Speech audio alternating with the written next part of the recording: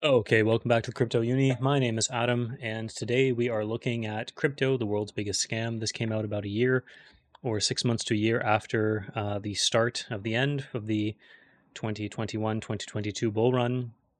Bitcoin was in a horrible state. FTX had started collapsing. NFT fever and mania had died down. The metaverse had been shown to be the failure that it was. So I'm going to watch this video. Most of the points are talking about crypto schemes and scams and not really about the fundamental value. He does talk about Bitcoin, calls it wasteful. I'm not sure that it is. And retrospectively now, we have the ability to look back and say, well, Bitcoin's reached new all-time highs. And so this video is probably missing something if the points are valid, which they might not be. But if they are, then he's obviously missing some part of his narrative. So let's give it a go. You're looking at, depending on who you ask, is either a revolution for the internet and countless industries as we know it, like in all seriousness, I compare it to the internet, or the greatest Ponzi scheme in human history. The whole thing is a promise that you can get rich. Again, so that's kind of a false dichotomy. It could be neither something that is as amazing as the internet and also not be the world's biggest Ponzi scheme. It could be something in the middle.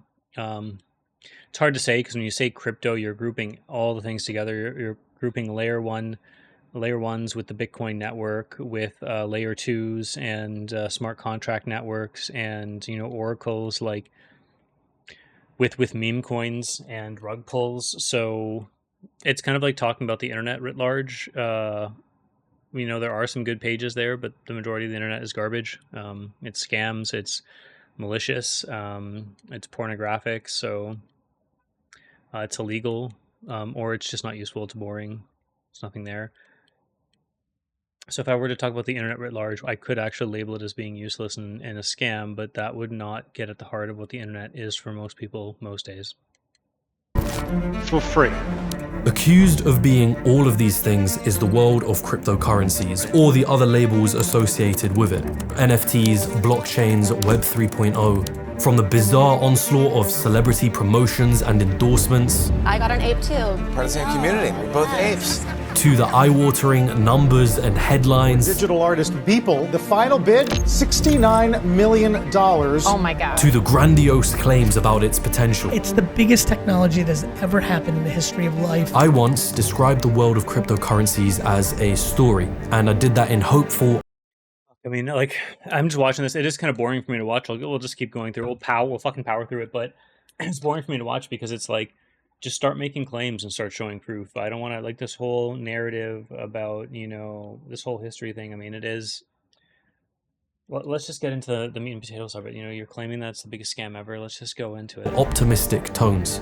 And now I don't think it's the story that I initially thought it was. They only make money because some other sucker lost more. Have fun staying poor. It amazes me that anybody is buying into this. They are decentralized Ponzi schemes. The only thing that you have to show is Ponzi schemes. It's all bullshit. All bullshit. It's good that he's passionate about that. It actually, for me and many others, unironically, it began here. What you're looking at is a piece of artwork by a digital. And I just want to say already, this is a fail in my in my books. What it all started here for everybody. I mean, this is NFTs and digital art is interesting. I think it does have a future. I can discuss that in more depth, but this is not where crypto began. This is not where the story of decentralized, permissionless ownership should begin. This is not where smart contracts began. So the fact that the masses more or less got awoken to crypto because of NFTs and Trading Board 8 Yacht Club it's a fail in and of itself. It's a fundamental misunderstanding of the technology that's been presented to you. But the people around me actually, just to be fair, that was the thing that latched on in the cultural ethos with regards to crypto. People kept saying, I don't know what it is. I still don't know what it is, but I know that there's a monkey picture in my wallet now and I own it. It's not. This is to be expected, where the lowest common denominator basically is the common view. So, digital artist called Michael Joseph Winkelmann, otherwise known as Beeple. On February the 25th of 2021, this artwork was put on auction. Bidding started at $100. It eventually sold for $69.3 million. making it one of the biggest sales in digital art history. That's where I do feel super lucky. What happened afterwards? Where do I begin? A digital artwork by a relatively unknown American artist. Sold for nearly $70 million. That's more than most Picassos, Monets, or Warhols. That it doesn't exist in physical form. It is only available digitally. It's the first NFT ever sold at auction. Non-fungible token, NFT. For me, I'm sitting here watching this. I'm coming from the perspective, like, both things can be true. Like, the goal of this video, which will not be achieved, and by definition will not be achieved because we're still going up now. We're probably going to hit over 100,000 USD Bitcoin in the next few months. It's trying to explain, like, yes, there's lots of bullshit. Yes, the global human psyche is totally set up. There's a portion of it, maybe even a large portion, maybe the majority, that wants to get rich quick, is inviting of scams, will get scammed out of their money, will gamble their money away. Can't do any critical research of their own. Like, I appreciate that. I understand that. Could it be that crypto exists in a world where that's all true, and so the likelihood of people starting scams and trying to scam each other is very, very high? The majority of cryptos are very, very useless. They're much more in that flavor than not. And also the main cryptos, and maybe blue chip cryptos, whether it's Solana or ETH, or maybe even people hate Solana because it's not decentralized enough, or Bitcoin, also have a place. Like, they're also this blockchain technology on a decentralized network, not on one that's offered by Amazon, not one that's offered by the federal governments around the world. Decentralized, permissionless network has a place. I just feel like both can be true, but most people are missing this, and this whole story is going to miss it as well. NFTs, or non-fungible tokens. Explain NFTs to people that don't know what you're talking about, because I don't know what you're talking about. It was like suddenly the term NFT was just everywhere. Jack Dorsey, co-founder of Twitter, sells a picture of his first ever tweet as an NFT. Jack Dorsey auctioning his first tweet as digital art. This is stupid. I just want to, like, what am I going to defend this? I'm not going to defend this. Most art purchases are totally subjective and bullshit.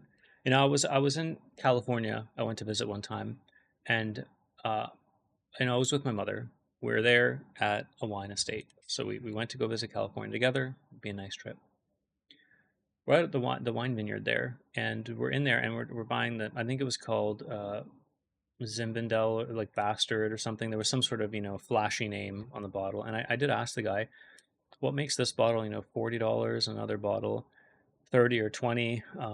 And he was like, look, I mean, you could talk about the grapes and the harvesting period and stuff, but for the most part, we just price it at what we think we can get away with. In other words, he was just saying it's totally subjective.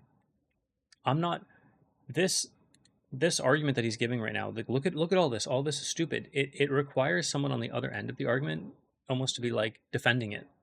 But I'm not going to defend it. There's no point in defending it. Art and art purchases, classical art and high art world, there's many reports, it is bullshit. It is people who are buying art for extraordinary amounts of money because it's one of a kind, because it has some sort of unique feature or story, but it's all subjective. And in the end, what they're hoping is that when they buy it, it'll be worth more and it'll appreciate in value. It's a collectible.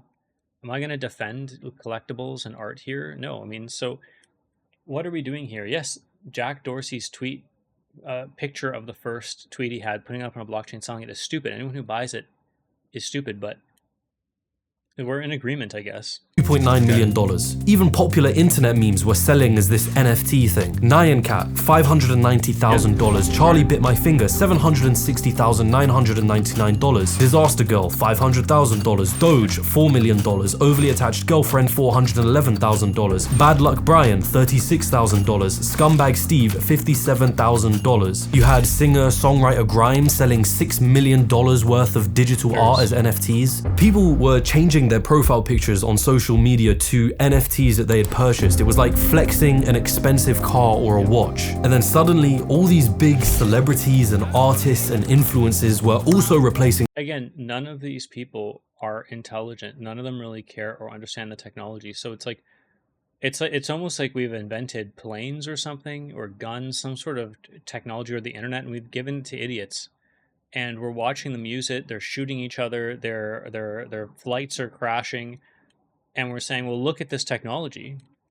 Look how stupid it is, right? And it's like, well, Yeah, if you give the technology to a bunch of dummies, which is what crypto is going to unleash this technology to the world. No permission, you can do what you want, you can create your own chain. Like, I think there's a beauty in that, democratize it. But what I'm also saying is we should expect, based on the human condition and the average intelligence of the average person, that if we give them these types of technologies, most of them are going to be doing useless bullshit with it. Most people who text just are sending useless messages to each other. There's nothing insightful or fundamentally interesting about any of this, the 99.999% of all texts. But that doesn't mean then that the whole technology is useless. The average person might not be able to make use of the technology very well. They might have to wait for other people to build those guardrails and build useful things, and then they can come and use it. People might not be able to build Facebook themselves, but once Facebook creates that and creates the system and creates a network around it, they can then set up their own profile and start using it. Right? I mean, I just see that there's a fundamentally difference here. Why are we following celebrities and what they do as if it's an indicator of whether or not a technology or a space is actually useful? What this is an indicator of, I'm in total agreement with him. When celebrities can get a lot of people to listen and pay attention, all it is an indicator of is that they are able to use their clout to move eyeballs to a certain place. It has absolutely nothing to do with the usefulness of the technology. The only thing it speaks to the technology is that the technology is of the type of thing that can be sold by a celebrity. That's it. Other than that, it doesn't say anything. Their profile pictures with NFTs and announcing their own purchases of NFTs. And the apes were part of this bigger project of NFTs called Bored Ape Yacht Club. I mean, you had Snoop Dogg, Eminem, DJ. Yeah, and there's actually a great like takedown video of Bored Ape Yacht Club. So if you look it up, it's like there's all sorts of like deep internet satire and taking the piss, as the Brits would say, and like basically racist historical symbolization inside of this this project. Khaled, Lil Baby, Post Malone, Stephen Curry, Gwyneth Paltrow, to name a few, all of them purchasing these. Again, what do I care what Stephen Curry and especially Gwyneth Paltrow with Goop, with her company Goop? Why should I care about what they think? They have horrible ideas. Pictures of apes for sometimes hundreds of thousands of dollars. And amongst this sea of high ticket sales, you would hear that this is all part of something revolutionary. It's the biggest technology that has ever happened in the history of life, outside of things like fire. Regardless of how much you knew about NFTs, there was one message that was really clear. Behind every story, every headline, there was an underlying premise. Something is happening, and there is a lot of money to be made. Welcome back to the show, and congrats on getting married. Yes, this is a big deal. Last time you were on the show, I asked you to explain NFTs. So, popular talk show host Jimmy Fallon does this segment on his show with Paris Hilton where they show off their pictures of bored apes. This is your ape. Yeah, it's really cool. Like the hat, the shades. We're part of the same people, part of the same community. We're both apes. I love it. This is my ape. Yours is so cool. I love the red heart sunglasses. I love the cap. Just watching grifters, right? I mean, like, what is the... Again, you're just going to get someone who became famous from reality TV, already born super rich into the Hilton family chain of heiresses, and, now has moved on to her next grift.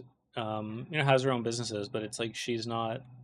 Who cares what she thinks? And Jimmy Fallon is obviously not a super intelligent guy. He's just your average comedian, late night host guy. It reminded me of me a little bit. Dude, look at us. They look like they could be friends. They're buddies. This was the point in which I started to wonder, okay, what is actually happening? And I think a lot of people started to as well. And you should, yeah, you should. Well, you should have done that before that. I mean, it's not even... when I heard Beeple's thing, I was just like, it's already, like, who gives a shit?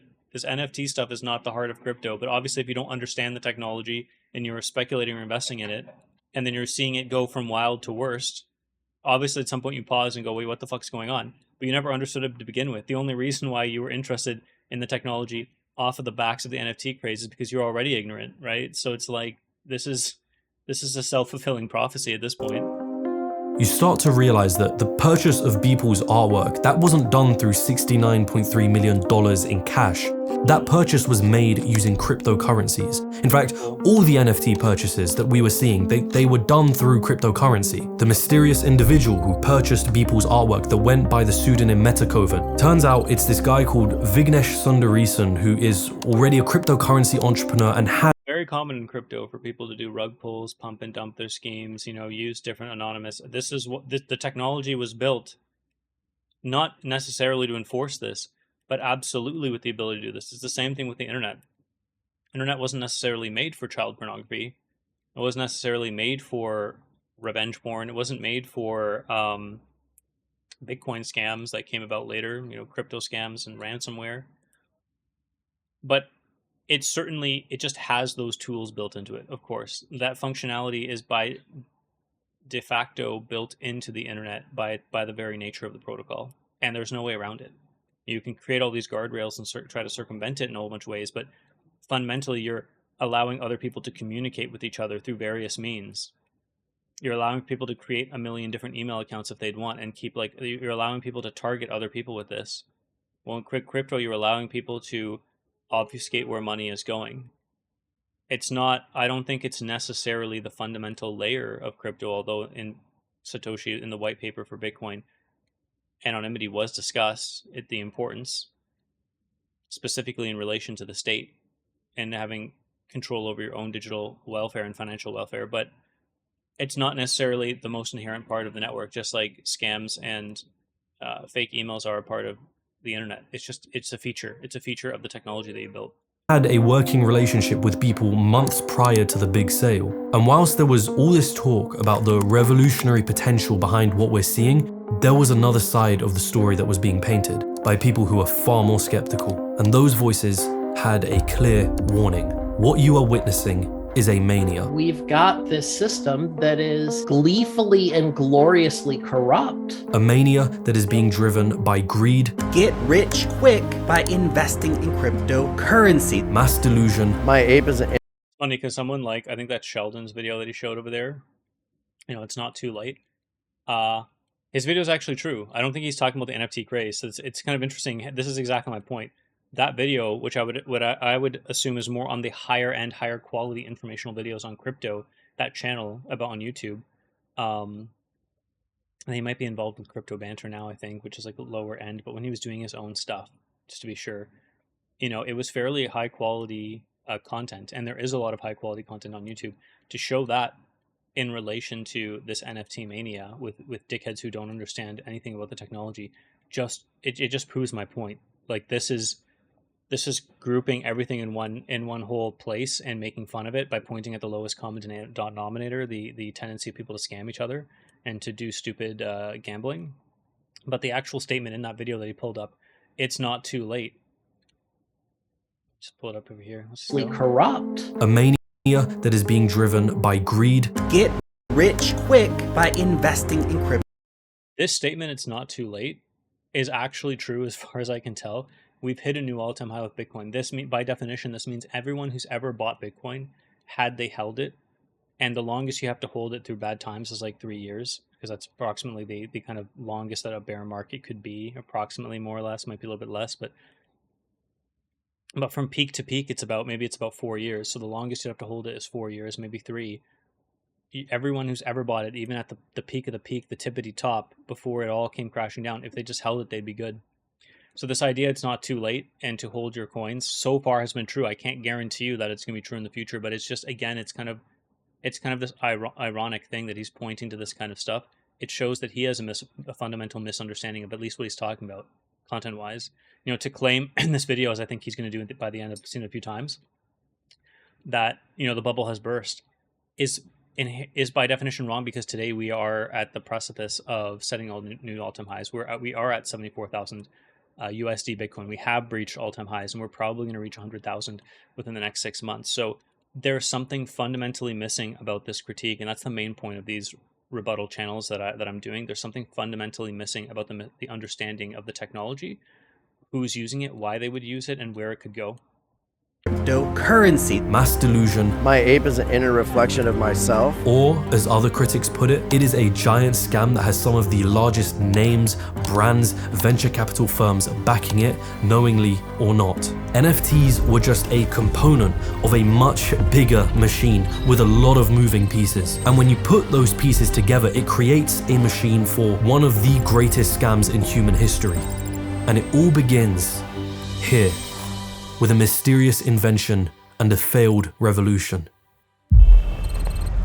2008. That's where this really begins. Apple shares are just getting hammered this morning. We're down by between 3 and 4.5% generally. The United States is going through a recession it hasn't seen since the Great Depression. The consumers strangled. They're watching their housing prices go lower. They're watching their 401ks get diminished. You created the mess we're in, and now you're saying, sorry. Amongst the backdrop of this all, a mysterious individual is working on their own invention. On the 31st of October, they send an email to a cryptography mailing list. The email begins, "I've been working on a new electronic cash system that's fully peer-to-peer with no trusted third party. It was signed by somebody." Connect! No, I'm just joking. That's not Big Connect. But according to this video, it's pretty close. Under the pseudonym Satoshi Nakamoto. Whoever this Nakamoto person was, they had a vision. The vision was to create a type of What's up, Big Connect. Okay, I won't do that again. Currency that existed digitally, that could be controlled by no government or single individual, that could be used to transacting globally no matter where you were or what time it was. The name of this currency and invention? Bitcoin. Oh, sorry, Bitcoin, my bad. On January the 3rd, 2009, Nakamoto launches his invention, creating the first ever Bitcoins to exist. It was an attractive pitch, especially to people who held anti-state control sentiments. We're talking about anarchists, techno-anarchists, libertarians, cypherpunks. These were individuals who likely saw the government, the banks, the entire financial institution as just untrustworthy. Oh, it's interesting. Why did they think that? Could it be true? I mean, again, you have to be clear with this kind of line of reasoning that it could be true that the traditional financial system is inherently corrupt. It's corruptive to nation-state politics. It's corruptive to the middle class well-being. It's corrupt to itself. It literally cannibalizes itself, destroying whole markets with it, destabilizing dollars, shooting inflation to all-time highs, jettisoning inflation to all-time highs. And at the same time, it could be the case that crypto's not the answer, but crypto's proposing its possibility that it is the answer. And I think so far we're seeing it's continually rise up as being that there is something to crypto on this point. But it was interesting if you would go into it. Why do these people think that the financial system might not be such a great thing, especially in 2009, right after the debauchery that was 2008, the debacle. They can't be allowed to control monetary policy. And it was these factions that became the first adopters of Bitcoin, influencing its early culture. The goal was simple: preach the message of Bitcoin to others and increase its adoption. Well, yes, to be fair, any network, has to do that. It has to have advocates. But again, it's like, this is the reason why Bitcoin started. Is it the reason why it continued? There's kind of like how it started and how it's going. Like, did these early advocates, like, what mechanism happened to magnify their voices so that we went from literally being worth nothing or pennies to hundreds of thousands of dollars? Bitcoin was kind of like a religion of its own, right? Like Satoshi Nakamoto was this Jesus-like figure that would communicate with his disciples on online forums. He would talk of this future vision of the world, one where the dollar no longer existed and all transactions would be made through Bitcoin. Yeah, again, this is a major issue that I have with this, and I've asked ChatGPT about this point as well. So forgive me, I'm just going to go into this a bit because I've thought about this more recently over the past few months, and coming back to this video and just chatting about it and looking into this. Did Satoshi think that Bitcoin, all transactions will be done on the blockchain? I believe this is a fundamental misunderstanding of what actually happened, and I'm not sure why he has this claim. I'm sure some advocates of crypto have mentioned this over time, that Bitcoin's going to replace the entire financial system. But that would just show how ignorant they are. So it shows how ignorant his research is on this point and how ignorant those people's voices are. So taking it back to the fundamentals, this person or group of people who created cryptocurrency, they must have been extremely knowledgeable about cryptography, computer science, and network protocols, and maybe a host of other computationally relevant topics.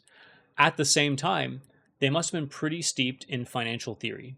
They have some understanding of what money is. They have some understanding of what economic value is. They have some understanding of what central banks are and quantitative easing is.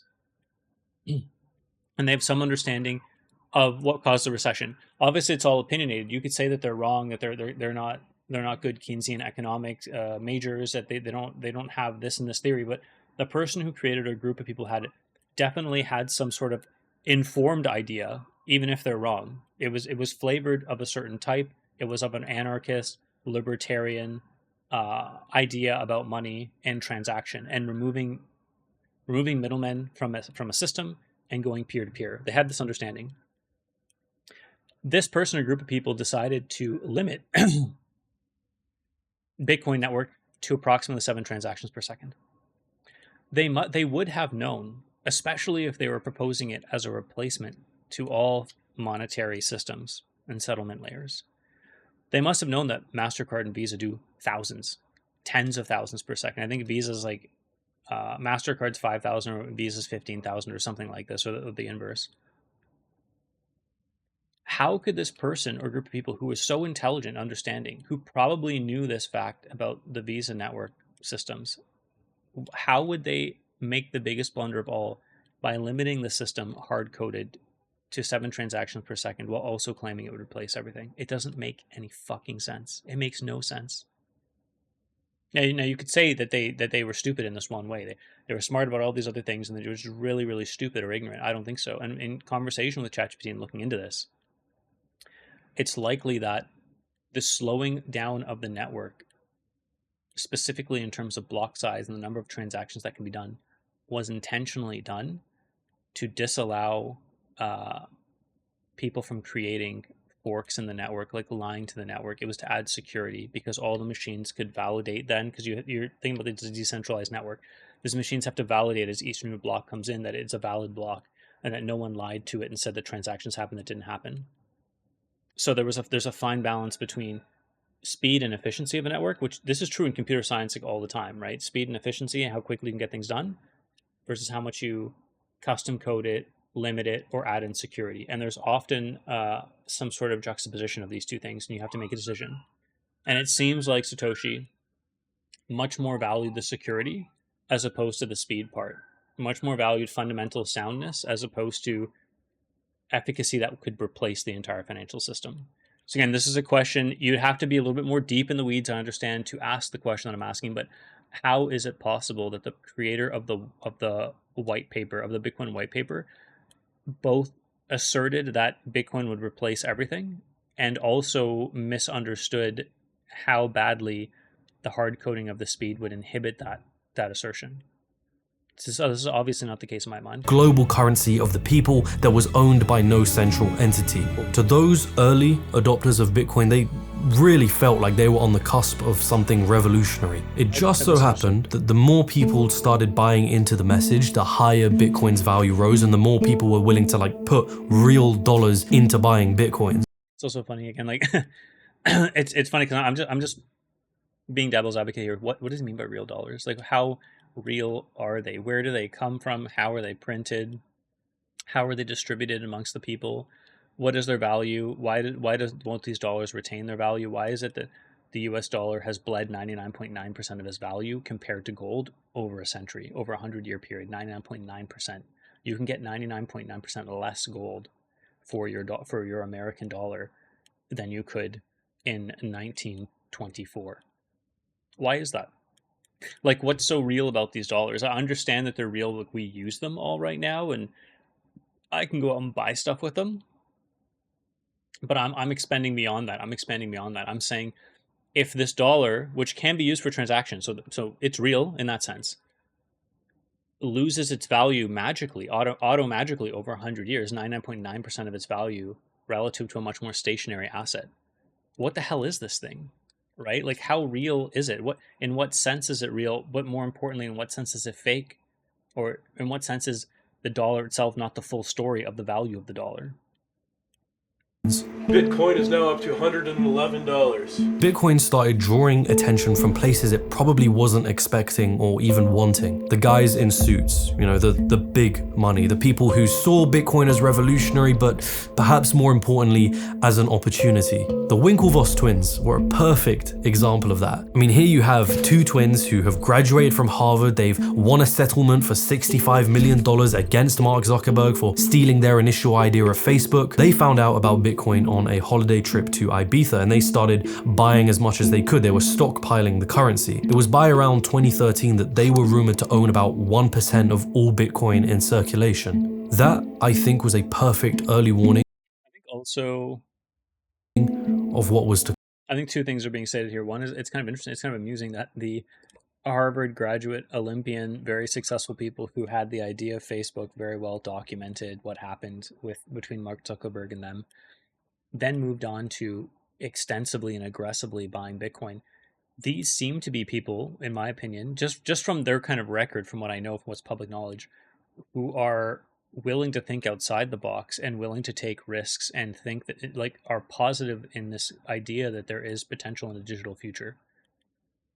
Like, these seem to be innovators in my mind. And so the fact that they heard about Bitcoin, and they obviously probably did their own research, they just didn't ape into it, and then they came to the conclusion that this is an interesting space, that's telling to me it's actually in the opposite direction where he's going. The second thing he's about to say, which I've had time to think about this as well, and it is a good critique, is, hey, Bitcoin's centralized. Hey, the majority of Bitcoin is owned by whales.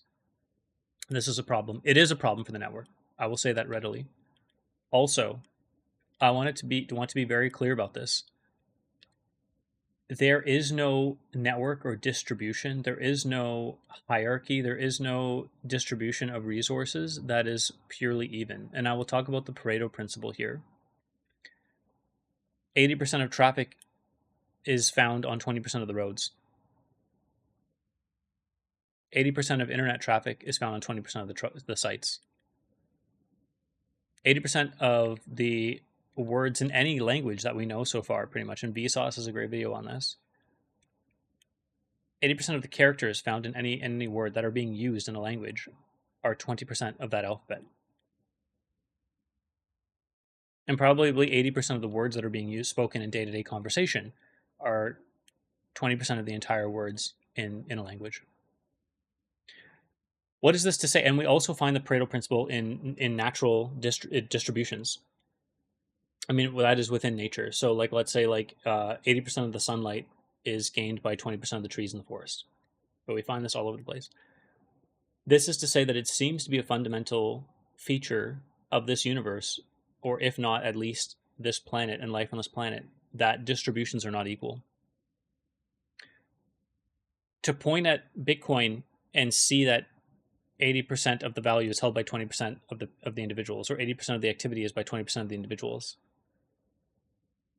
is alarming in some sense, for sure, because we want this to be an open system. We want it to be distributed sufficiently. We want it to be usable by the average person.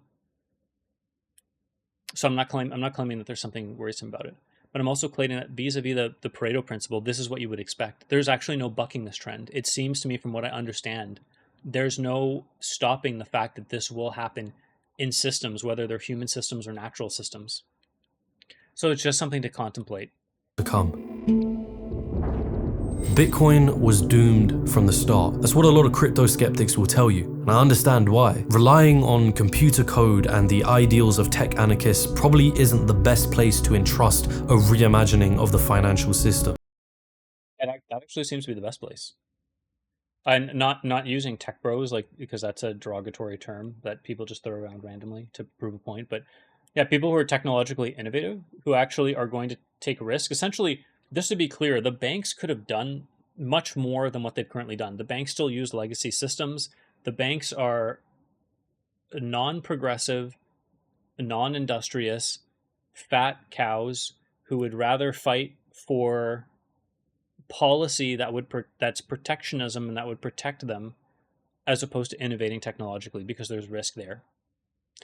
Banks are famously horrible innovators. in technology. So yes, if you were to ask me the question, where's the best place, or at least where's the most expected place, I would actually probably answer both, the best and most expected place. It would be from innovators in tech. Why did it take Peter Thiel and Elon Musk to push forward PayPal? Why hadn't it already been invented 10 years before? This is like the story of Blockbuster and Netflix. Why didn't Blockbuster was already the incumbent? Why didn't it just use their money to go to the streaming platforms? Well, because it wasn't as obvious to them, and because they were already making their money, and it would be disruptive to their current way of making money, having these retail stores all over the place. They couldn't imagine taking that risk, but it was taken for them. The same thing with digital currencies. And by the way, now I can't make this point more clear. I've been thinking about this a lot too more recently. We are lucky to live in a world where decentralized public open source currencies have started before centralized currencies. Almost no one understands this yet. Coin Bureau has made a few videos. I didn't even understand why it was important until I watched their latest video on it. I've seen them been posting on this topic for a few years now. Central digital currencies are currencies that will be issued by governments, fully controlled, fully monitored by them. All transactions will be known to the centralized agency, i.e. the government. They don't necessarily have to share that information with everyone else, unlike a public ledger like Bitcoin.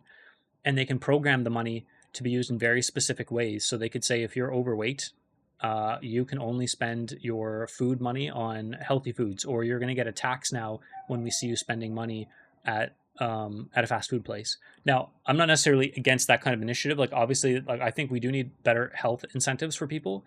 But that when people hear that, they obviously have a level of disgust. Why? Because now we're into Big Brother stuff. Now we're into Big Brother is watching, the state is watching. Like, this is scary. And to be fair, although it might be useful and helpful in some ways, like talking about healthcare, like talking about ensuring that people have gotten their vaccinations because we've got some registry, it can become dystopian very quickly as well. Orwellian very quickly, because when you think about it, the power won't stop there. They're going to use this to incentivize all sorts of things. We live in a world right now where they're rolling out these countries, and China's yuan is probably the first one that's going to be rolled out to so many people. They're going to start rolling out their digital centralized currencies, but we already have the option. People already know that there's these other networks that exist, and so it will be to some degree optional to stick with those, and we will be able to compare and say, I don't like what's being offered to me because I know that there's a decentralized alternative. People are not thinking about this yet when it comes to Bitcoin because it's a little bit off, but we're going to get there within the next 10 years probably. Bitcoin had a fixed supply of 21 million coins, which makes it deflationary by nature. So if one Bitcoin is worth more tomorrow than it is today, why would you want to use it to transact with? It's a pretty bad incentive to have if you're trying to make a global currency. But that is already assuming that Bitcoin had this is from the misnomer that 7 transactions per second was going to be a global currency to do daily transactions with. So that's obviously, we already know that could not have been the hope for Bitcoin. There are other layer ones and other cryptos who are starting to aim for that, and I wish them good luck. I think they're going to have a lot of issues with it, but it seems to be the case that Bitcoin was never this, although the popular imagination, even today when I talk to people, they're like, I can't buy a coffee with Bitcoin, so it's a failure. There's 7 transactions per second for the whole fucking planet. People are not going to be buying coffees off this shit. I mean, it either has to fundamentally change, or we have to understand that it was never built for that to begin with. Technical capabilities to become this worldwide currency, which it didn't. I mean, Bitcoin had scaling issues thanks to design decisions that Nakamoto themselves had made. It could only process... Again, so he doesn't describe this, but why did he make those decisions? Because he's a fucking idiot. He's probably he or this group of people is probably smarter than you and I. 7 transactions per second. I mean, compared to other traditional payment networks like Visa, which can process 1,700 transactions per second, or MasterCard, which handles 5,000 transactions per second. And keeping the Bitcoin network running wasted a lot of energy. Bitcoin aimed to be decentralized, meaning no government or single entity had. And part of these reasons, what he's saying, like there's limited transaction size, it's not scalable, it wastes a whole bunch of energy. Let me just control. Let him close his mouth. This is why I initially sold my Bitcoin. I stumbled on Bitcoin in 2016. My Bitcoin went from $500 each to $3,000 each, and I sold 6 Bitcoin and 51 Ethereum at the time because everyone around me was saying that this is a scam, this is garbage, and you're lucky to sell. And everyone has to understand that, when you get into a space and when there's opportunity there, you're in a space where no one believes in it. So even right now with crypto, relative to what it could become and where I think it's going to go, most people don't believe in it. They don't have any understanding of it. They think that it's still a scam. So, I was listening to the majority of people, even though I was interested in crypto for probably half the years that I was in crypto. I wasn't doing any sort of dollar cost averaging. I'd sold my initial positions. To my dismay, I just kept watching this thing over time go up and up and up. Yes, it has major corrections, major crashes, whatever you would like to call them, but it keeps setting lower highs and higher highs, higher lows and higher highs. And so at that point you go, well, what the hell is going on here? So I listened to all these critiques in 2016, 2017, 2018, and I was heavily disillusioned with Bitcoin because I understood what he was saying. But it is behooving on me to investigate further when I understand that Bitcoin doesn't collapse to zero, even in light of all these reasons. And I ask myself, what the hell is going on? And so it required me to do more research to actually understand maybe the masses and their understanding is incorrect about this, whatever you want to call it, commodity, asset class, currency. It doesn't really matter. There seems to be a fundamental misunderstanding. Again, this is why I'm making these videos. Over it. But in order to do that, Nakamoto employed what is called a proof of work consensus model. All this meant was that computers on the Bitcoin network would be forced to use real-world energy in order to solve algorithmic problems. And whichever computer solved the problem first would be rewarded with more Bitcoins. It was a process called mining. And so my understanding of this, just to put it very simple, I'm understanding which has evolved over time. So, and again, you could say, well, that's what an apologist would do. They just keep, but actually, I think I never really understood it. Most people don't understand it. What mining is, and I read the white paper, which actually helped. I read it, a year ago. I should have read it much earlier, much sooner. What mining is actually the intentional expenditure of energy, CPU power in this case, and energy that goes along with it, in order to create a network that would be hard for an attacker to replicate. So I'll say that again, you are creating a network that is intentionally difficult for a hacker or a malicious actor to replicate, because the only way to change earlier blocks to lie to the blockchain is to redo the work that the entire blockchain has done, insert your change code, redo all the blocks that are on top, because the way that the blockchain works is it gets more validated the more blocks are mined and put on top of it. So the previous transactions become more and more trustworthy. This is how the blockchain works. That's why you have to wait sometimes on ETH or Solana. You've got to wait for multiple verifications. You've got to wait for your block to settle before you actually truly settle the transaction. You've got to wait for like 12 blocks to settle before. So if you use crypto, you understand that that's happening. You might not know why. I'm telling you, this is what's happening. They're using a system of trust in order to validate older transactions, which increase the trust of those transactions. One system of trust is proof of work, where you're requiring people to expend a lot of effort to actually be a part of the network and to be mining and to put blocks onto the network. And as a result, you were disincentivizing bad actors to try to make a side chain where they could replicate the network but lie to it and then submit it to the network, because it would just be so damn costly to do it. The other way of doing this would be a proof of stake, where you have a network of decentralized nodes who are working together, but the major downside is not that they have to put in a bunch of energy, enormous amounts of energy, but rather they've got to put up their own money. So if they lie to the network and they're found out, those staked rewards will be slashed. Those staked coins will be slashed. These are two different ways of trying to solve the same issue, which is how do we get computers to communicate with each other across the world in a decentralized way, but to be trustworthy and to trust the transactions that are being done on them. Successfully solving that allows you to now have unique digital ownership that is fundamentally decentralized, is not owned by any one state or any one company, and is verified truly to be yours now and forever, and to be unique. This is what NFTs and many of these other crypto smart contract offerings are. It's a fundamental breakthrough, not in any new technology. It's a combination of all these technologies worked over decades time to finally produce this one solution that we now have. It opens up the possibility now. The other thing that mining does is it inherently boosts the price of Bitcoin.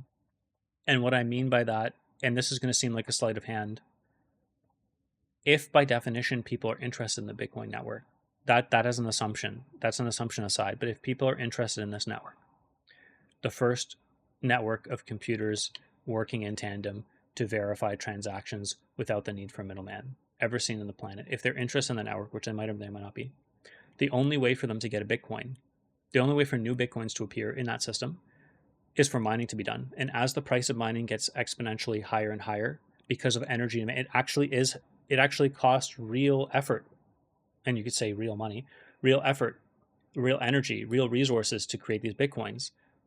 Therefore, the network has to sell these Bitcoins at a certain number. They can't, fundamentally, if Bitcoin were to get too cheap, the miners would not be able to operate anymore. I know that sounds like sleight of hand, because maybe the miners could all just crash tomorrow, Adam, because what you're saying is Bitcoin could become unprofitable to mine, and we'd have to look into that. I haven't looked into it fully, but I'm just telling you right now, mining as a resource expenditure secures the network, makes it possible to not have middlemen, makes the network the most robust network we've ever seen, with $1 trillion on it that is open source and hasn't been hacked. No one's been able to get at that $1 trillion. And it also fundamentally increases the price of Bitcoin, because the only way to produce new ones is to spend X amount of dollars on it, which is, by the way, why gold is valuable from what I've researched. Part of the value of gold is that the only way to get more gold is to open up a mining operation. Gold only inflates about 2% per year. All the easy gold has pretty much been found. And that's why if I want to store my money in gold, I have a sense of security there. It's that someone's not going to find a new gold farm somewhere very accessible and pump the market with 50% more gold than there was yesterday, because then I'm going to lose a lot of my profits, right? I'm going to lose a lot of my wealth. I want to put it in somewhere where people are guaranteed to have a difficult time of producing more of it. And now, after the current halving in 2024, Bitcoin is now more rare. The inflation rate is lower than gold is. That process is insanely wasteful of energy. And what ends up happening? Proof of work incentivized this arms race between computers on the Bitcoin network, all of them looking to build more and more powerful computers to have a better chance of. Why? I mean, again, like, this begs the question though, right? The other way around. Why are they competing on a network that's purely wasteful and has no value? Like, why would why would people go out and buy these huge machines, hook them up to the power grid, and be paying massive energy bills if it was all a scam? Like, obviously, they're even in light of all this, even with the headwinds that is this waste, they're still finding value there. I'm just asking, why is it? You're telling me that there's enough dumb human beings who are greedy and full of scams and they're not intelligent, who somehow have enough money collectively to support this thing as it keeps growing? I'm just asking, like, that doesn't seem like a correct picture to me. This thing is getting exponentially worse in terms of energy efficiency, in terms of the amount of money being put into this network to sustain it. And you're telling me that, well, it's just more dumb people have joined. After all the negative news press that we've had over crypto over the past 4 years, if anything, literally billions and billions, hundreds of billions of dollars in bad press has been given to Bitcoin over the past few years, and it's still growing because there's just stupid idiots around the world who put their money in. It just kind of doesn't make sense. Of mining Bitcoin, and the more powerful those computers grew, the more real world. I just want to be clear, the points that he's making are good. These are good, thoughtful points. I'm just asking him to think the other way around as well. Like, what are the conclusions of what you're saying? It's costing more energy than ever before. It's extremely wasteful, and the price is going up. How do you explain that? Maybe you're missing something in your calculation, right? It's like, you're smart in asking these questions, but just ask a few more questions. Energy they ended up taking, despite the fact that the transactions per second remained the same. Most Bitcoin mining done today is done by huge mining farms in warehouses. Bitcoin, for the most part, failed in its objective of trying to become a global currency. Outside of illegal use purposes, Bitcoin just wasn't being used to transact with. So, the obvious question becomes, how? How is it that despite its failings, Bitcoin still survived and is very much present to this day? But that's just the thing. And this is the thing that we're going to get to here. And my proposition is that the explanation for the 2011 to 2013 bull run was that people are dumb and greedy, and it crashed, set a higher low. And then the explanation for the 2016 to the 2018 bull run was that people are dumb and greedy, and it crashed afterwards, and it set a new high, a new low, a higher low, and a higher high. And then the explanation for the 2021 is that for the bull run and 2022 bull run, the reason why it went up is because people are dumb and greedy.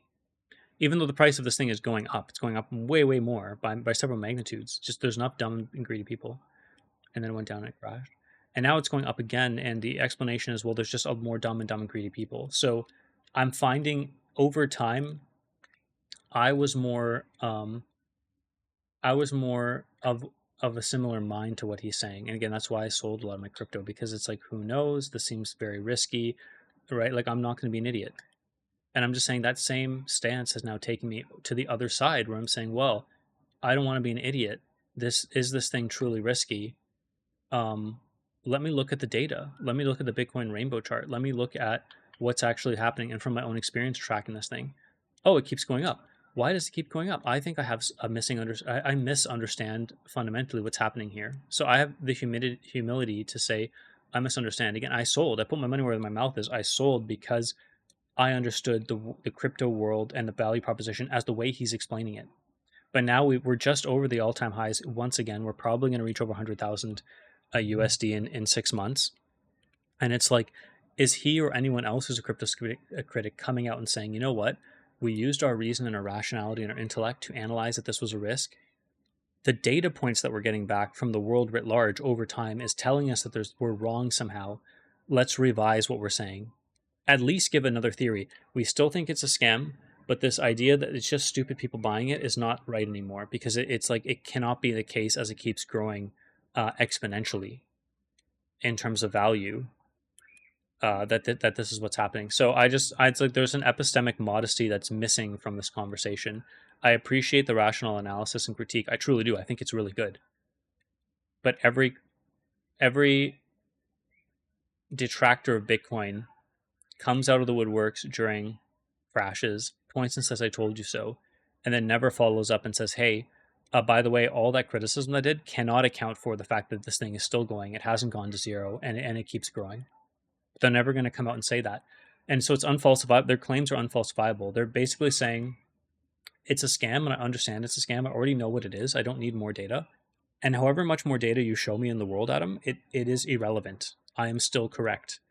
And you will eventually find out given enough time. So the new data is irrelevant, and I will be proven correct with enough time. And if it keeps going up until the day I die, I will still be correct, because at some point I'm proposing to you it will fail. See, simply the failure hasn't happened because it hasn't been a long enough period of time. And you might say, well, can you give me a definitive time period? Can you give me, like, how confident are you that it would collapse in 10 years? And then if it doesn't, would you become less confident? When these people tell you, no, I don't care. There is no timeline. We will go on indefinitely. I will never lose my confidence in this. You must look at them and go, you are not open to changing your opinions with any sort of empirical data that's coming through. So what the fuck is the point of this conversation? The Bitcoin that we see today is a shell of its former identity, where most of the purchasing of Bitcoin today happens on centralized exchanges that have to comply with the laws of centralized institutions. In the instances where you've heard about Bitcoin, or if you've ever been encouraged to buy Bitcoin, under what context is that always framed? By 2014, the mysterious Satoshi Nakamoto effectively vanished from the internet and hasn't been heard from since. He's probably died, to be honest. This CBC just released who is Satoshi Nakamoto. A great video that actually is respectful to the content, and then whether or not they feel like crypto is a scam or whatever, they are respectful enough to get people who are intelligent on to talk about the origins of it and where it might be going. And so they did an amazing job. And yeah, they're two of their best guesses are that the creators are, I think Hal Finney is one of them, and Les Sassman or something was the other one.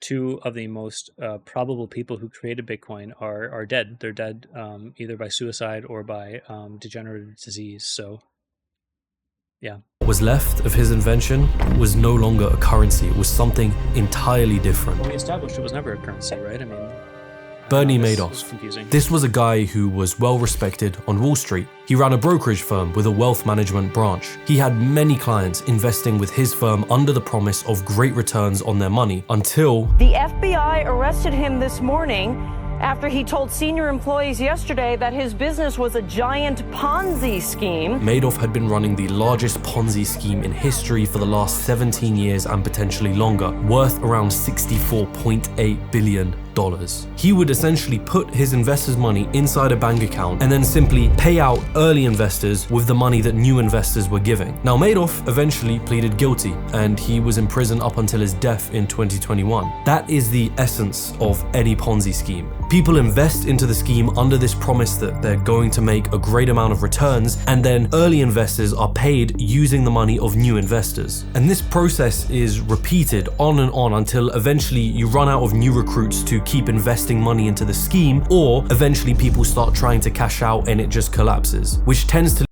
leave early investors with profits and the large majority of others with nothing. And this has happened multiple times when it comes to Bitcoin bubbles and mania.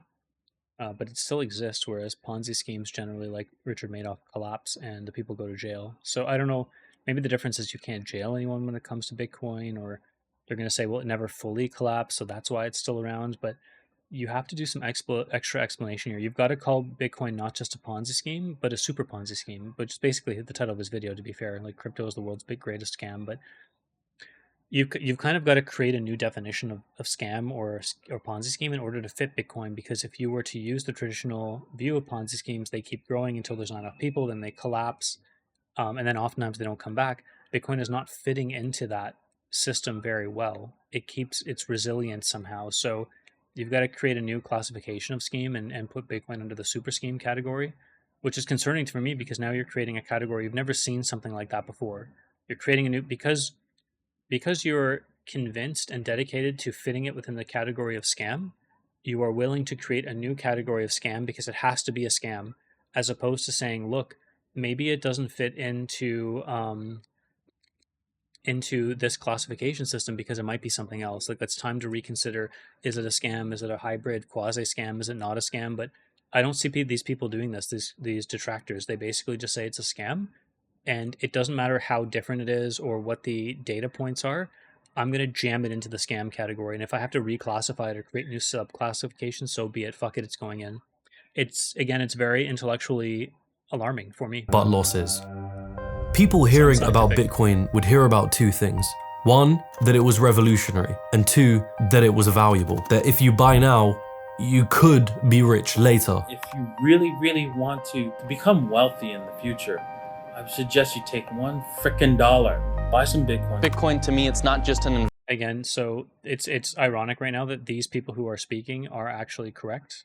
And again, I just want to prove this point. Like, this is part of my point. He's putting on these things. Look, these people are saying this. It crashed. It's obviously not correct. But if it keeps growing and keeps growing, maybe it will be like, when will we say, oh, these people were right? Because it sounds to my ear right now that they were actually right. Like, empirically, it keeps growing. We're already at new all-time highs. Like, there's going to be a new price targets for Bitcoin. Like, is there a market cap that we would say these people are actually right, or are they never going to be right? Like, it's kind of weird to say, because this is what's being proposed right now. Maybe not explicitly, but implicitly. These people say you'd be smart to put your money into Bitcoin because it's going to grow. They're obviously dumb. It crashed. Now, even though Bitcoin's going up and it might continue to go up and it might continue to go up forever, they're still wrong. I just, like, how? I'm dumbfounded. The proposition that they're saying is you should put your money into Bitcoin because it's probably going to grow, or I'm convinced it's going to grow. Whatever these people are saying, you can slice up however you want. And over time, 5 years, 10 years, 20 years, 30 years, assuming they're proven right, you're still going to claim that they were wrong. But they only proposed that it would grow, and it did. So what's the issue, right? Like, how are they wrong? investment. It's not just maybe a get-rich-quick scheme, as a lot of people put it, but I see it as the future of currency. I see it as the future of the financial system. So you realize that most of the people... And to be clear, he could get that wrong and Bitcoin could still go up because it's something else and he's missing the point, right? Like, that's totally a possibility. My point is only, like, if we're just focusing on the price action, these people are saying, hey, you should invest. I'm saying that as well. I've put in some money. I think that there's something interesting going on with crypto. My only point is, if these people are saying that they think it's going to happen, even if they're wrong about all the reasons, a broken clock is right twice a day. If it's actually happening, they were right about something, right? But in this guy's worldview and many other people, they're never going to be right. It doesn't matter what the empirical data that's coming back is, even if it literally supports what they're saying as true or the end result of what they're saying. I don't know. People buying Bitcoin, they're not buying it to use It's not. It's like I can't prove to you negative. I can't prove to you that God doesn't exist, right? But I have a lot of reasons to think that the Judeo-Christian God is not at all. Is probably made by humankind. And probably if there is a God, that isn't it. But like, you want me to prove a negative? You want me to prove that something that's never happened will not happen, or something that can't be disproven? You want me to disprove it? Like, how am I supposed to do that? Obviously, this is not a scientific question at that point. Used as a currency. They're buying it as an investment. And rather, it's not a scientific inquiry. I think you could have a scientific question about, what is Bitcoin? You could have a scientific question about the nature of God. You could have a scientific investigation or inquiry as to whether or not crypto will grow. But if you're immune to all data points, then the inquiry has been corrupted. It's no longer scientific. Then what are we doing here? Wherein lies the contradiction. Because the more people who used Bitcoin like an investment, the less liable Bitcoin became as a currency, the very thing it's being pitched as being revolutionary as. So you know what you end up with, right? Bitcoin is a get-rich-quick scheme. The promise is you can get rich for free. Magical internet money. Anyone who buys it. And so I think people who are new to crypto might feel that way. I think most people who are in crypto for a long time understand that that's not true. And yet they're still interested in the space. And so you might call us all fools. Well, you're interested in the space, even though some of the positions that you've taken are losing.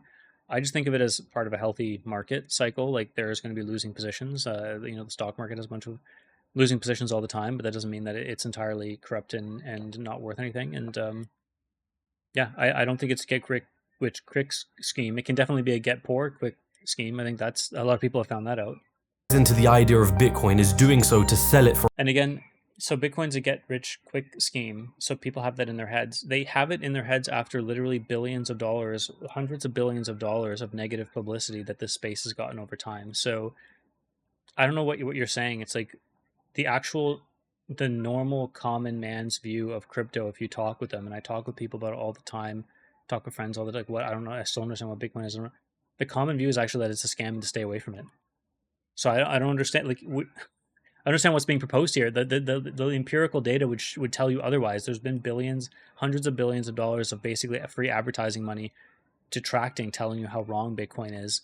There's so many detractors. The average person is aware that it is a scam. So why are we saying that it's a get rich quick scheme? I guess for a small percentage of the population who likes to gamble on lottery tickets, this is a new lottery ticket. Okay, I accept that could be the proposition. For a higher price at a future date, and the people that buy it off those people are also looking to sell it for a higher price at a future date. The only way to make money from your Bitcoin investment is using the money of new investors. But to be clear too, like, this mostly, I mean, you can get dividend stocks, but the majority of your gains will not be in dividend stocks. If you buy dividend stocks, the dividends they will usually give you is extremely low. And if the stock fluctuates to the downside by 10%, even with your dividends over a 5-year period, you're likely to be in a loss. The value of the stock market is mostly driven by the appreciation of the underlying stocks, which is not at all reflective of the appreciation of the underlying company. I think it's like at least 10-to-1 valuation. So the actual value of all the activity of a stock, all the assets that it owns, all the real estate that it owns, all the business, the hardware that it owns, the stock prices are usually about 10x times that. So your stock, for the most part, the value of it and the fluctuations in it are not they don't have a foundation of the value of the company at a given time. It's projections and speculation for the most part. Hear about people making money in Bitcoin. They only make money because some other sucker lost more. And unlike Bernie Madoff, right, who gets all the blame and the satisfying jail time at the end of his story, here you have an entity that isn't owned by anyone. What some would argue isn't a decentralized currency. It's a And again, from my point of view, so let's assume that the sucker theory is through for Bitcoin, which is, I'm fine. Like, let's just roll with it. It is still, from my literal experience, the worst financial mishap that I've had in my life so far was selling my Bitcoin and my Ethereum in 2016. I did before the real bull run took off. I mean, I was buying at 500, it went to 3,000. Ended up going to 20,000 per Bitcoin, right? And even after the crash, if I just held, everything would have been good. So even if it is a story of suckers and idiots, for me, the worst thing that I did was actually sell my Bitcoin in a profit to another sucker. actually. And again, like, you know, it could be that it's also a Ponzi scheme that doesn't prove anything, but I'm just saying, I do find it ironic that they're saying that, you know, you're suckers for buying this stuff. But right now, as far as I can tell, I was a sucker for selling it. I was ill-informed. If the people who bought off me, which is probably unlikely, they probably sold too, because it's all confusion and fear in these markets. If someone bought my Bitcoin for $3,000, 6 of them, and they bought my Ethereum for however much it was, like, you know, I bought my ETH for like $11 or $15 each, 51 of them. If they had done nothing with it, they would have done very well. They wouldn't have been the sucker. They would have been the opposite of the sucker. I've been the winner. So that's factually true. I can't. That doesn't actually prove anything about these networks, but it's just ironic how the way that they're talking about it does not match up with my experience at all. Centralized Ponzi scheme. Now, Ponzi schemes are kept alive by continuously finding new recruits and new markets to tap into, so that money is continuously being poured into the scheme. And so you start to see this similar incentive develop in the crypto space, this desperate need to find a use case for this stuff, and that use case has to be revolutionary enough to justify its rising value. This is very concerning, I feel like, because even though I've come very far with my crypto understanding, I do kind of second guess myself, and I wonder if I'm being delusional all the time. So, you know, the narratives of crypto do change. I'm not sure what to make of it. I do think that it's probably, I mean, I'm betting that the probability is we don't know how to fully utilize this technology, and because it's not regulated as part of the issue, like we don't have guardrails yet to help innovation happen. And that's why the narratives keep changing, and there's always new narratives, and it is a very speculative space. But you always wonder, like, is it just apologetics? Are we just covering our bases, and always, like, Bitcoin is always worthwhile no matter what? But I will say, as a falsifying theory for me, I can propose the following. I can propose falsifiable items. If Bitcoin fails to go up to $100,000 in the next year or two, I'll have to critically reevaluate Bitcoin. If Bitcoin fails to become legalized by more countries over time, as it has been, if it just stops from here on out and actually goes backwards, I will once again have to really reevaluate. If the Bitcoin network has a 51% attack and crashes tomorrow and goes to zero, obviously I would reevaluate. I would abandon Bitcoin and say it just didn't work.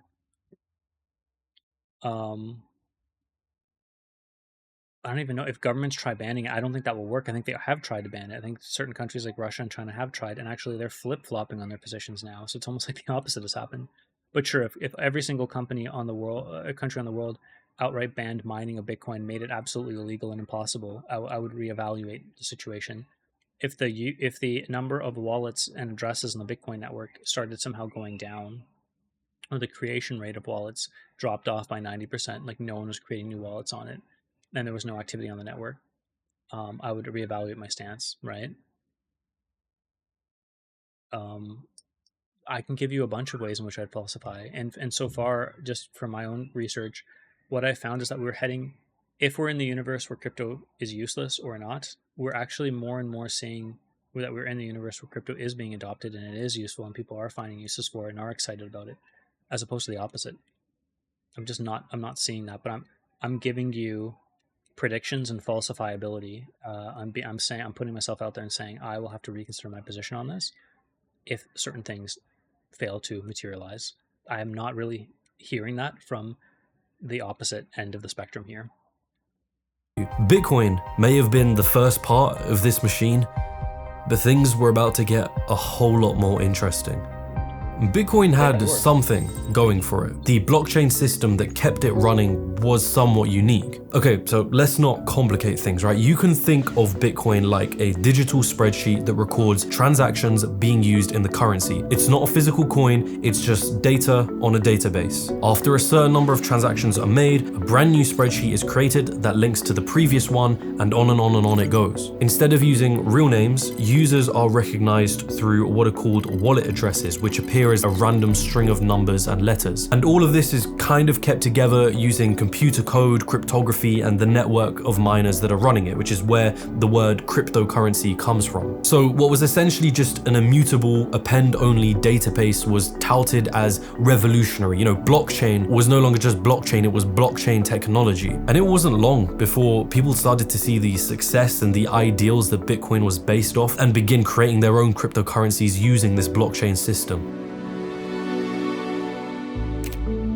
Vitalik Buterin, a teenager who decided to quit his favorite video game, World of Warcraft, after his Warlock character had a damaged component removed by the game developers. Vitalik says that he cried himself to sleep that night. That was the day that he realized the horrors that centralized services bring. It sounds a bit ridiculous, but Vitalik would end up discovering Bitcoin in 2011 and he would start writing for a Bitcoin magazine. It all appealed to his ideals. In 2015, Vitalik and several other co-founders launched the creation of their own blockchain-based invention. It was called Ethereum. Much like Bitcoin, Ethereum had its own blockchain and it had its own native currency, which was called Ether. There was one important difference though. You see, Ethereum allowed its users to actually program applications on its blockchain. Put it this way, if Bitcoin was like a spreadsheet, then Ethereum was like an Excel spreadsheet that allowed users to create functions to perform various different tasks. It was, you know, a little more advanced. It was a glimpse of hope at finding the revolution. I think it's a little bit more advanced. I think it's a lot more advanced in terms of functionality, but okay. Use cases the cryptocurrency world needed in order to justify the growing value that was being pumped into the system. So, what was the first thing that people started using Ethereum for? Creating more cryptocurrencies. And today we will be creating our own cryptocurrency in under 10 or maybe even under 5 minutes. Rather than needing to create your own blockchain and network, you could just use Ethereum's blockchain to create your own cryptocurrencies, or crypto assets as people called them. These assets that existed without their own native blockchain were called tokens. There are now over 1,500 cryptocurrencies. It became known as the ICO mania. It was supposed to be this new way to fund your business. Businesses could create their own token coins, release what is called a white paper, which explains what the project aimed to do, and then they could sell those tokens to the public, otherwise known as an initial coin offering, ICO. A whole wave of these token coins were being released. Some of them parodies and others were just blatant scams. Titcoin, the Whopper coin, Trump coin, Kodak coin, Insane coin. But here it is. So I created Dictator coin. Jesus coin was a token coin that was promising to decentralize Jesus on the blockchain. On its white paper, its creators stated they were in early talks with churches to provide miracles exclusively to Jesus coin owners. Ponzi coin was very much open about the fact that it was a scam. Their website, this is the internet, right? This is like the 4chan. I'm not shocked that this happened. Ponzi coin, right? Literally said it right there. It's as much as a scam as 99% of the ICOs out there, but it's more transparent about it. Ponzi coin still managed to raise $250,000. Right. It didn't matter if the idea was good enough or not, or if it even solved the problems it was claiming to solve. All that mattered was that people believed in the token enough so that the value would rise and it would pay off the early investors who got they believe in it enough. They want to just make money and flip. This is totally speculation and gambling. In at the start. There was one that you invested in that saw like 2,000% growth last month. Yep. What was it? That was Dabber coin. ICOs also marked the beginning of an unlikely friendship between those in the cryptocurrency space and influencers and celebrities. If token coins were fueled by hype and attention, then celebrities and influencers were the ones that were running the gas stations. Famous professional boxer Floyd Mayweather, along with producer DJ Khaled, were paid $100,000 and $50,000 respectively to promote the token coin Centratech in 2017. Centratech was a project that was promising to deliver financial services to the cryptocurrency world. The coin had raised $32 million. Turns out they lied about their CEO, who wasn't even a real person that existed. They lied about business deals with MasterCard and Visa, and its co-founder, Sam Sharma, was eventually sentenced to 8 years in prison. ICOs effectively became a casino to gamble unregistered securities. But you have to remember the hidden incentives. No matter how fraudulent— Why were they unregistered? Why were they unregulated? And just part of the question, just to be clear here, like, yes, you know, people create the dark web, which can't be regulated properly. There's a whole bunch, it's just a cesspool on there of useless information or malicious information. right now, crypto hasn't been properly regulated. It's been 15 years. It still hasn't been regulated. It seems like as of today, Trump's been, elected. I don't think it's necessarily a good thing for the world, but it's probably going to bring in some more crypto regulation, desperately needed. Why wasn't it ever regulated? Like, this is my question. He's saying that it wasn't, and it's just an unloved sector now, that a cesspool that grew. I don't think it necessarily had to be that way. I think it was basically by design. Or bizarre everything looks on the outside in the crypto. This thing's a threat to financial payment systems, huge industries, banking systems, government systems who control economic policy. Why would anyone want to let this thing grow? They were happy letting it be this unregulated cesspool, this monstrosity. So I think we can lay the blame to some extent, not fully, but to some extent, maybe not even 50%, but to some notable extent, in the actual nation states and the lack of regulation done purposefully to retain the power of financial autonomy for their incumbents and their systems. That is the correct way to look at it, from what I understand. Crypto world, you have to keep clutching at potential use cases or anything that will justify its value constantly rising to new investors. And whilst the ICO mania of 2017 was continuing, a whole new idea was coming to fruition.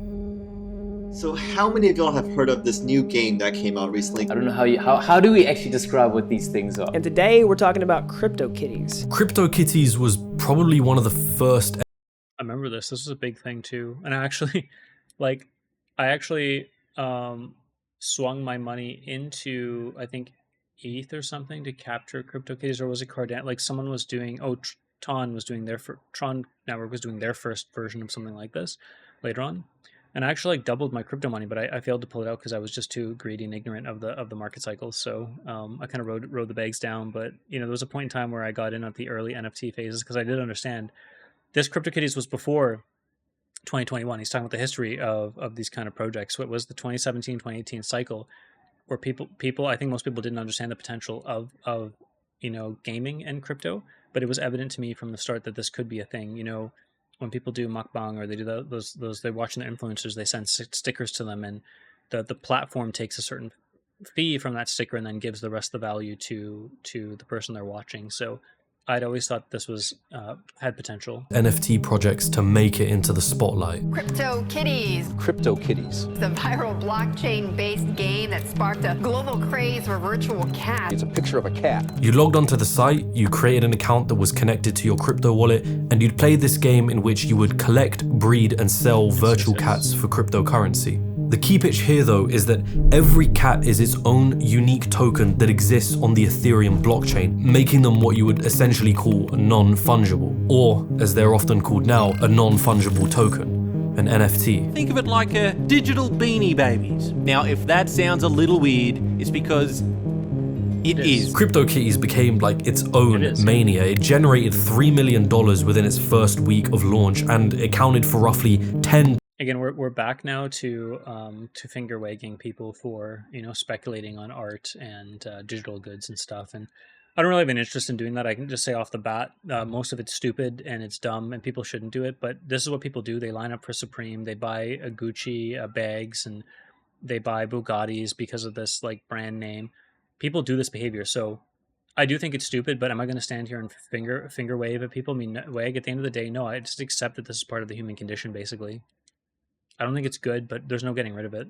To 13% of all traffic on Ethereum's network. And where was everyone's focus during that mania? Okay, that's $2,700 for this little guy. Why use these CryptoKitties? $450,000 for this ugly mug? The same reason you started out with the cryptocurrency, to make money. Guys, this is a potential way to make some money. This is insane. Most users are trying to breed their cats at the moment, not just because it's kind of cool, but also because they can be very expensive. There are thousands of people playing on the CryptoKitties website. Once everyone started rushing to join in on the hype, the economics of the game began to falter as the supply of CryptoKitties stretched far beyond the demand, eventually leading to a crash in the price of CryptoKitties and a fall in average users. Because as you continue to see time and time again, almost everyone was there to make money. But what remained of that saga was the idea of non-fungible assets. A brand new package, a brand new pitch, a new route to find use cases for cryptocurrencies and blockchain technology. This stuff was initially pitched to digital artists. The idea was that you would make artwork, then tokenize that artwork, which just means turning it into a token that exists on a blockchain like Ethereum. If you wanted to know who owned the artwork, all you had to do was just go and check the blockchain records and see which wallet was associated with the artwork. In theory, you could digitally verify the ownership of your art. Sounds exciting, you might think. I did too. Digital artist Michael Winkelmann, otherwise known as Beeple, began a challenge in 2007 where he would create one piece of artwork every single day and continue to do so throughout the years. It was known as his Everydays collection. But to me, the bigger project is this long-term Everydays project, which is a project that I've been working on, every single day for over 12 years. It was reportedly around October of 2020 when Beeple was put in touch with an anonymous NFT artist called Pac, and Pac informed Beeple about the world of NFTs. Only a few months later, he would end up auctioning a piece of artwork that contained a collage of the first 5,000 images of the Everydays series, titled Everydays: The First 5,000 Days. $69.3 million was how much it sold for in the Ether cryptocurrency, one of the largest sales in digital art history. The very sale that sent the search term NFT skyrocketing. So now the question becomes, who decided to make that? Again, like, this is fundamentally, we're talking about the human psyche here. The news reports that $69 million sales, all of a sudden people want to start learning about NFTs. I had people around me start asking me about Dog E coin during the last bull run. I had people asking me about how they can integrate NFTs into their business. They had no right in being in the space. They had no understanding of what crypto is. They didn't care. I corrected my friend and said it's called Dogecoin, not Doggy Coin. He said, whatever, should I invest in it? These people have no right in being in the space because they have no inherent interest in learning. If you're going to take your money and go into a market where you've got no interest in learning and you're just trying to make money, you're probably going to lose your ass on that trade. You're probably going to get ripped to shreds in that market. And I don't know what to do about it if people don't understand that. This is a human problem. This is not a inherently crypto problem. This is people do this type of behavior all the time. My parents had a story. They invested in Enron. Never really invested in stocks on their own. Heard from their friends it was going up, double, triple the money. They put in money. They put in more money because it kept going up, kept winning. Of course, it ended up being a whole scam. The whole thing collapsed, right? And then they swore to never, invest in stocks again, and they never did. But this is the wrong takeaway from the story, right? This is like people who didn't do their research, didn't know how to. I'm not necessarily blaming my parents. A whole bunch of people got caught up in this, but in the end, they were responding to greed signals. They're not fact checking. They're not trying to have a fundamental understanding of what's going on. They're not diversifying their portfolio, so they're not taking basic strategies that any investor would take. And then they get caught out and they get destroyed, and they forsworn the whole thing now. It's a human problem. It's not even a crypto problem. But yes, I agree that crypto is exacerbating it quite a lot because anyone can. We've democratized, just like we've democratized information. Anyone can start their own blog now, and that means it's a whole bunch of misinformation, a whole bunch of dickheads who have a whole bunch of things to say that are bullshit and irrelevant and they're ill-informed. We've democratized financial tokens now that people, and like assets that people can trade. And in so doing that, we're going to get a lot of people who are trying to scam each other and take advantage of each other. Purchase. So you purchased a collection of 5,000 pieces of digital art that anyone can easily see online for $69 million. Why did you do that? Metakovan, or as they were later revealed to be, Vignesh Sundaresan, a crypto entrepreneur who had recently co-founded a crypto investment firm with his business partner called Metapurse. Only a few months before this big $69 million purchase, Metakovan and his business partner had already bought another collection of NFTs from Beeple for over $2.2 million. They actually wrote a blog post about their purchase, alluding to the fact that this was only part of a much bigger project that they had in mind that will, quote, flip the art world status quo on its head. And what was that project that they were talking about? The B20 token coin. They were going to bundle their purchases of Beeple's NFTs collection and put it in a virtual museum where those who purchased the B20 token coin could access and view the artwork. Owning the B20 token was supposed to represent a type of fractional ownership in the virtual museum and the contents inside of it. So this is a fusion, like this is a misunderstanding of what NFT technology is doing. On Joe Rogan podcast, he's like, well, what the hell is the point of having the NFT? The NFT, the digital art itself is not even owned inside of your wallet. It's not there. It's only a pointer to it. The NFT, the actual image itself, I should say, the image itself is different from the NFT. The NFT is your proof of the ownership. It's a non-fungible token inside of your wallet that is immutable and belongs to you. And then there's the actual art itself. Let's make the same distinction between music. I can download a song from Spotify. I can add it to my local library. Does that mean that I own it? Does it mean that I created it? No, I don't own it. Spotify has rights to it, and also the record label has certain rights to it. I can get a copy of a movie. There used to be DVDs or HD DVDs or Blu-ray. You can get a copy of a movie. Does that mean that you own it? No.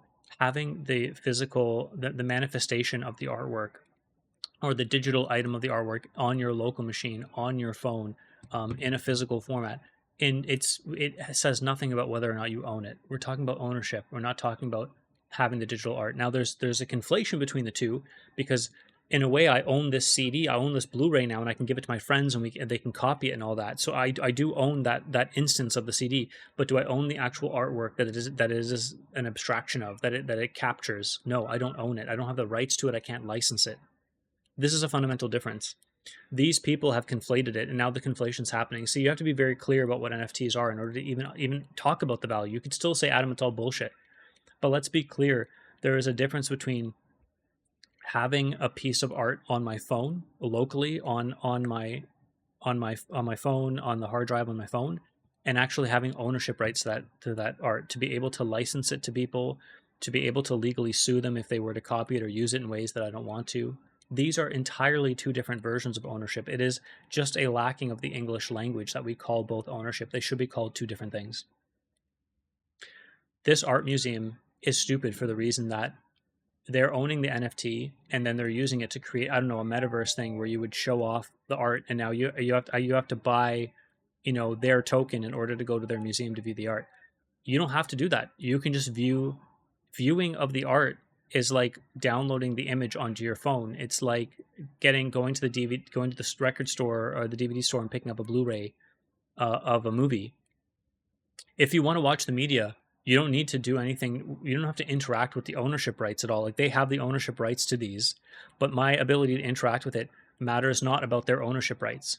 My ability to license it and to do things that only owners have is totally implicated into the ownership rights, which is what NFTs allow for. So see, this is they created a system that fundamentally misunderstands what NFTs are and are inviting people to go into that system to enjoy the misunderstanding of what it is. Again, if you're going to create a digital world that requires a token to view the NFTs, viewing the NFTs is not the important part of the NFTs. It's the ownership and the ownership rights of the digital content, the ability to license it and make claims on that digital content. You're right, Joe Rogan's view is right. Everyone's right. I can download this image. I can screenshot it from here. I can have it on my phone. Does that mean I own it? No, you don't own it in the same way that you don't own a DVD of a movie that you've purchased. You don't actually own the artistic content, which the DVD is a token of. It's the type token relationship. And this is a fundamental misunderstanding.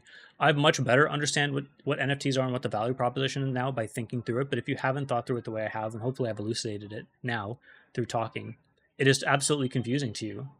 Here's the thing. Meta Kovan and his business partner conveniently owned 59% of the total supply of B20 tokens. Beeple was also given 2% of that supply. Beeple and Meta Kovan already had a working relationship before the big Everyday's 5,000 sale. When that sale happened and the media frenzy ensued, the B20 token rose in value to $23 as more people began obviously looking into who Meta Kovan was. People have accused that sale of essentially being a giant marketing stunt to increase the value of the B20 token. Even in their calls together, you can hear Beeple express skepticism around the whole thing, only for Meta Kovan and the others to kind of bring him around. Other artists, I can almost guarantee, will not like this. Like, they will not like you taking their work and like splitting it into a million pieces and reselling those pieces. I would be very surprised if other artists did not have a very strong dislike of that. But what I find the most insane about this saga was that the B20 virtual museum that was supposed to flip the art world status quo was nothing impressive. The B20 token has fallen over 99% in value since its all-time high. Despite all of this, Metacoven's sale sent headlines skyrocketing. Suddenly, NFTs were being created out of internet memes or anything really that was culturally relevant to the internet. From the outside, all you had to know were that NFTs were revolutionary and there was a lot of money involved. You didn't even have to know that they were intrinsically tied to the world of cryptocurrencies or blockchain, a successful repackaging. Once the sale of memes and other one-off NFT sales cooled down, it became more popular to start buying into NFT projects. These contained up to thousands of NFTs inside of them, usually following a certain theme or concept. What are CryptoPunks? These are the CryptoPunks. They're just basically 25 by 25 pixels. Yeah, they're icons of zombies and there's aliens, zombies, and yeah, they all have different mohawks and glasses and beard types, and I mean, what is Cool Cats, the coolest NFTs on the blockchain? Shoot, I get a Lazy Lions NFT. Been thinking about joining this amazing community. Clone X. This project is previously known as Akira. Sneaky Vampire Syndicate. We've got pudgy penguins on the chopping block today. They're selling us something called Weebits? Just as it had been on the chopping block today. They're selling us something called Weebits? Just as it had been with Bitcoin and token coins, the name of the game was about hyping up a project so that you can sell it for profit later. NFTs though were cooler than your average token coin, so they had art behind them. You could show them off by replacing your social media profile picture with an NFT you purchased. More so than ever, hype and attention became an important part of growing the value of an NFT. It's an important part of growing a brand, even a bullshit brand like Gucci and Supreme. So yeah, if you're looking to extract value from people, you got to hype it up, deal with celebrities. I mean, this is, again, these token creators are just preying on the collective stupidity of humanity. So it's not shocking. I do see a problem with it, but again, are we what is the proposition here? Are we going to change humans, or are we going to just look at humans who actually ended up losing their money and laugh at them and point at them and call them idiots and stupid? When people go buy lottery tickets, you know, my teacher always said, one of my teachers, that it's the tax on idiots, the lottery, right? But do we point and wag our finger at them? I mean, maybe we do, maybe we don't. I don't know what the solution is, but it just seems like you're not trying to understand the humanity in all this. And I think that's a big problem for me. It's like, and it helps me understand the problem space too. I'm like, how are people so dumb? Why are they hyping up NFTs? I don't understand. But then I have to look at it and reevaluate what's actually going on. So this viewpoint that I have is not so much a cope, like, oh, crypto's still valuable. No, I'm agreeing that this NFT part is way overblown.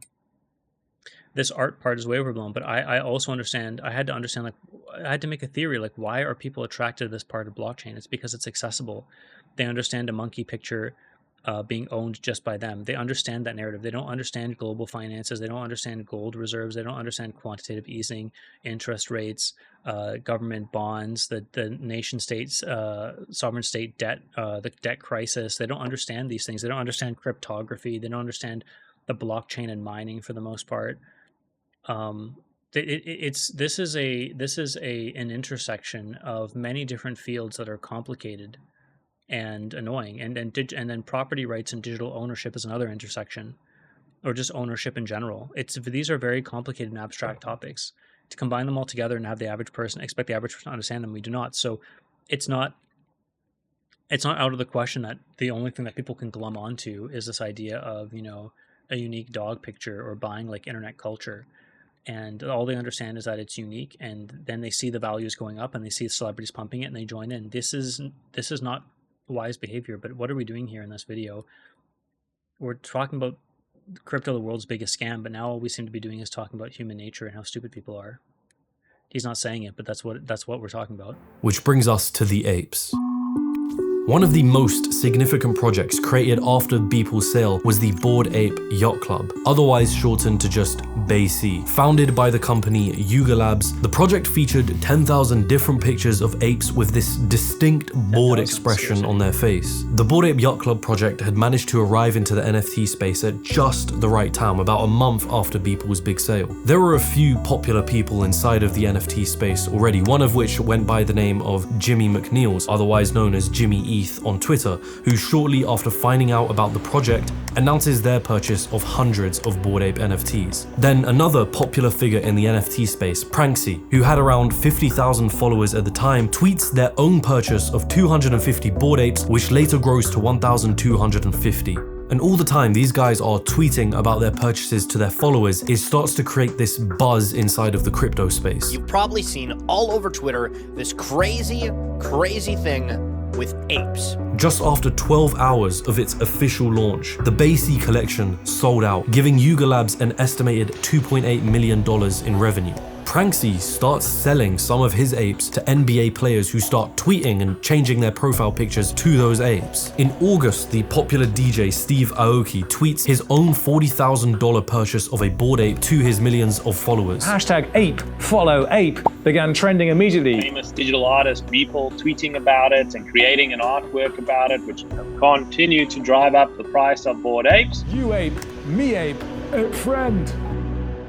One of the shadiest parts about everything that followed were the blurred lines between celebrities and influencers clearly manipulating a market to pump up the value of their NFTs and genuine posts simply just showing off their purchases. You had Justin Bieber in January of this year posting a picture of a Bored Ape number 3001 to his 251 million followers, a purchase that was reportedly worth $1.3 million.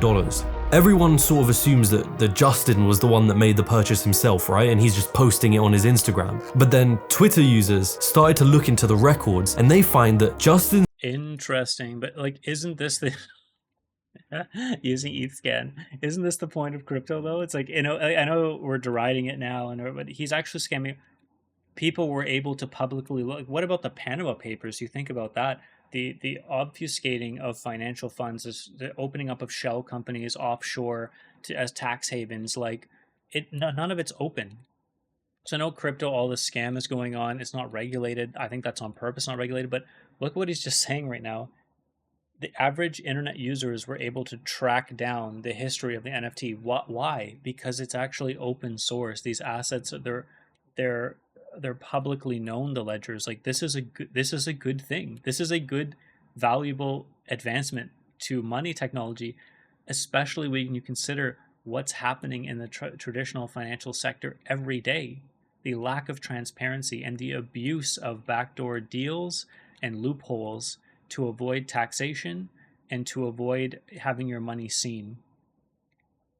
Supposed crypto wallet had received 900 ether from another wallet address, and that wallet address was associated with an individual named Gianpiero D'Alessandro, or as many others may recognize him, Justin Bieber's business partner. And Gianpiero owned his own NFT collection called In-Betweeners, which Bieber had been promoting on social media already. In those posts, no disclaimer was made suggesting that Bieber had been paid to promote them. I just got my first NFT. Oh, you did? What was it? Through MoonPay.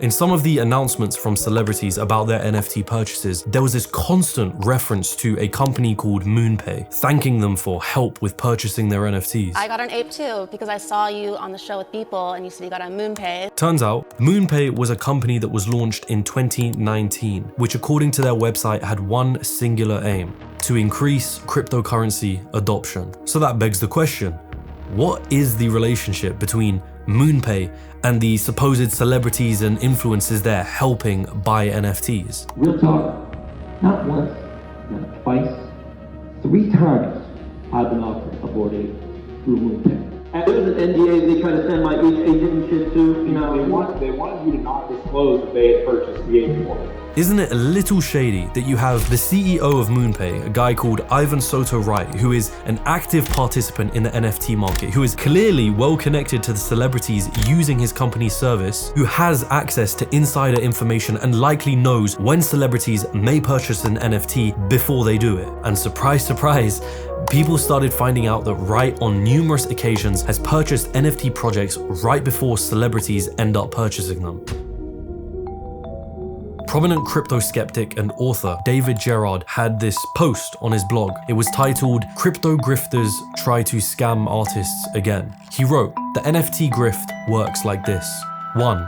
Tell artists there's a gusher of free money. NFTs are the future. If you want to get an NFTs, you're guaranteed to make some money because it's new, it's fresh. 2. That's a really stupid thing to say about any asset class, isn't it? I mean, we can all agree here that this is about human stupidity. If I heard that, hey, you're guaranteed to make money because it's new and fresh. This is just like BitConnect. I will not yell it out like I did earlier, but these are just people being stupid, and they're using new technology now, the scammers, to create a new avenue to do scamming. But it's the same thing that's been happening for millennia, isn't it? They need to buy into crypto to get the gusher of free money. Used to call them snake oil salesmen. 3. They become crypto advocates and make excuses for proof of work and so on. 4. A few artists really are making life-changing money from this. 5. You probably won't be one of them. It's sold to you as this amazing thing where art is digitally verified on the blockchain. And that pitch makes you think that on the blockchain, when you purchase an NFT, there's literally an entry that shows your wallet. So I've already went into great extent with this, but you see how he's fundamentally misunderstanding the value proposition of NFTs, and most people did, to be fair. But he's the one doing the research article on it. He should think better about this. Yes, you don't get the NFT in your wallet, and that's not the point of having it. Having the DVD is different from owning the movie and the rights to the movie. I've beat this dead horse enough, but he's going to make the same mistake here. The actual image of the NFT you purchased right there. You want to know what is actually the case with most NFTs? There is no picture attached to the transaction. Instead, it's usually a HTTPS or IPFS link containing the stored NFT image. So what you're purchasing with most NFTs is just an entry in a database that contains a link to the image that anyone else can also access. To be clear, that's what digital products are by definition. So they're always, you go online, you're requesting a web page from a server, usually on AWS or Google Cloud at this point. I make that request, it exists over there. You duplicate now the code on your machine, you write it up. If there's an image, maybe it's referencing a cloud storage somewhere, blob storage, it'll make the request to get that image along with the page, that'll load up. To be clear, I think this is such a fundamental misunderstanding of what NFTs are, and I didn't understand it during the NFT craze, but I've educated myself now. You are not the fundamental issue that crypto is solving in a way is the fact that scarcity doesn't exist digitally. So if you think about smart contract ownership of a passport, ownership of an art project, a famous piece of art, ownership of a movie, the problem is that whenever you digitize something, it just becomes ones and zeros. And then it can be replicated infinitely and spread across the web for nearly nothing at all. And immediately you can send it in an email to 1 million people almost instantaneously. You can replicate something, you can put on Google Cloud. It can replicate it across different servers across the world. You can have redundancy. The problem with digital products up until this point, or maybe not the problem, I should say, but one strong limitation was you could never have something that was immutable and that was one of a kind. And you still can't. To be clear, you still can't. Like the actual artwork itself, whatever is digital, whether it's a bit of code or it's a web page or it's a piece of art, that can always be replicated. The zeros and ones can always be replicated. But the ownership rights to it and the claim, that can be made immutable, and that can belong to one and only one address. We can make that, or we can split it up, or we can fractionalize the ownership now. We can do things you wouldn't believe are possible with real world assets now. And whereas real world assets can be faked, and you can hire professionals to try to replicate classical pieces of art, and you can spend money to actually dupe the system, and you would need really expensive gear. We're talking about scanning machines, maybe what's it called? Different ways of dating it, electron microscopes. Like you would use all these different techniques to try to verify the veracity that this one's the original and these ones aren't fake. On the blockchain now, what you have is you've got ownership, you've got it verifiable instantaneously by seconds, by 1 million. You've flipped the equation on the head. Instead of having an email that sends out the replication of the art 1 million times, you have the ownership verified 1 million times over and verified in a second or a matter of seconds. So you see, like, there's something beautiful now about digital ownership that was never possible before. You were never going to be able to, the ownership is not about the zeros and ones. That when the second you digitize a contract or an audio recording, that becomes in the digital world and can be spread by digital means like it always can be. But the ownership claims to it, that can be made immutable and belonging and unique and fungible and non-fungible and only to one owner. So this is a fundamental misunderstanding of what's being proposed by NFTs that he's harping on right now. Access. A little misleading to call that ownership. But I guess at the end of the day, that doesn't matter when, just like ICOs, NFTs were just another speculative financial investment to throw your money into. And to do that, you had to buy into cryptocurrencies. More money funneled into the machine. In my experience of looking into crypto communities and its culture and various projects, there is this game that is being played. Some are blatant about it and others less so, but the game is this. Everyone is playing a role in promoting their project, calling it revolutionary, saying that this isn't like the others, but ultimately, everyone knows that at some point, they're going to sell. And perhaps it is because of the greater full nature of the crypto ecosystem, where everyone is incentivized to keep putting money into the system and to keep pushing it while simultaneously dismissing criticism. On the And again, we've taken a drastic, we're not talking about Bitcoin at all right now. We're talking about NFTs. So we're talking a total, I mean, obviously his videos on cryptos being a scam, but it's like this total offshoot and shit show that's been created, just like the web. You can go look at the web and you can look at the dark web, and you can spend hours there looking at the depravity and the stupidity on display and the vileness on display and the scamming on display. You could spend a lifetime on the dark web looking at all the different content and pointing at it and wagging your finger and going, "This is bullshit." And we're doing the same thing now. The majority of crypto coins are bullshit. That has no impact though on the useful part of the web, on the searchable part of the web, on the valuable parts of the web. Like, these are two different things. They are called the same thing. They all are belonging on the internet, but outside of that distinction, they become fundamentally different very, very quick. Surface, everything is supposed to be positive and optimistic. You have catchphrases and actions that are commonly used in cryptocurrency communities. HODL, short for hold on for dear life, which refers to holding on to your crypto assets no matter what. HODLing is seen as a good thing. Today we're going to be talking about the art of the hold. WAGMI, short for we're all going to make it, which is used as both a greeting and an easy catchphrase to keep morale high. We're all going to make it, and I say this with passion. To be clear, this is kind of radicalized ideology. Also, to be clear, I do sympathize with it for the reason, I sold my stuff. If you don't have conviction should be earned from doing research. It shouldn't be from having your friends, you all joining in on collective brainwashing. It should be done by actually trying to understand what's going on. But putting that aside, in order to survive volatile markets and to actually profit, like if you put in money in Bitcoin to have not sold when it crashed, 80% multiple times, it takes balls of steel. It really does. So I think sometimes people are using these short terms like HODL and WAGMI to try to have a shortcut to pacify themselves because they're too emotional. They haven't done the research. They don't even know what they're doing. Instead of dollar cost averaging, they're YOLOing in. They shouldn't be in these markets to begin with, and they're using now a cope to try to not get rinsed out of them. You shouldn't have to use these things, but I do sympathize with them being a shortcut because it's so hard. You look at it as being easy money, and people look at crypto and they're like, everyone's gambling, trying to make easy money. You tell me, who is buying Solana after FTX collapsed at $16 when it's dropped 90%? Who's buying that? It's only the person with conviction. It's not someone who's WAGMI, HODL gang. It's someone who's doing research, is looking at this, who is taking calculated bet now and saying, I think that this coin has been too repressed for too long.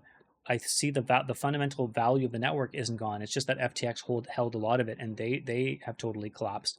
I think there's an opportunity here.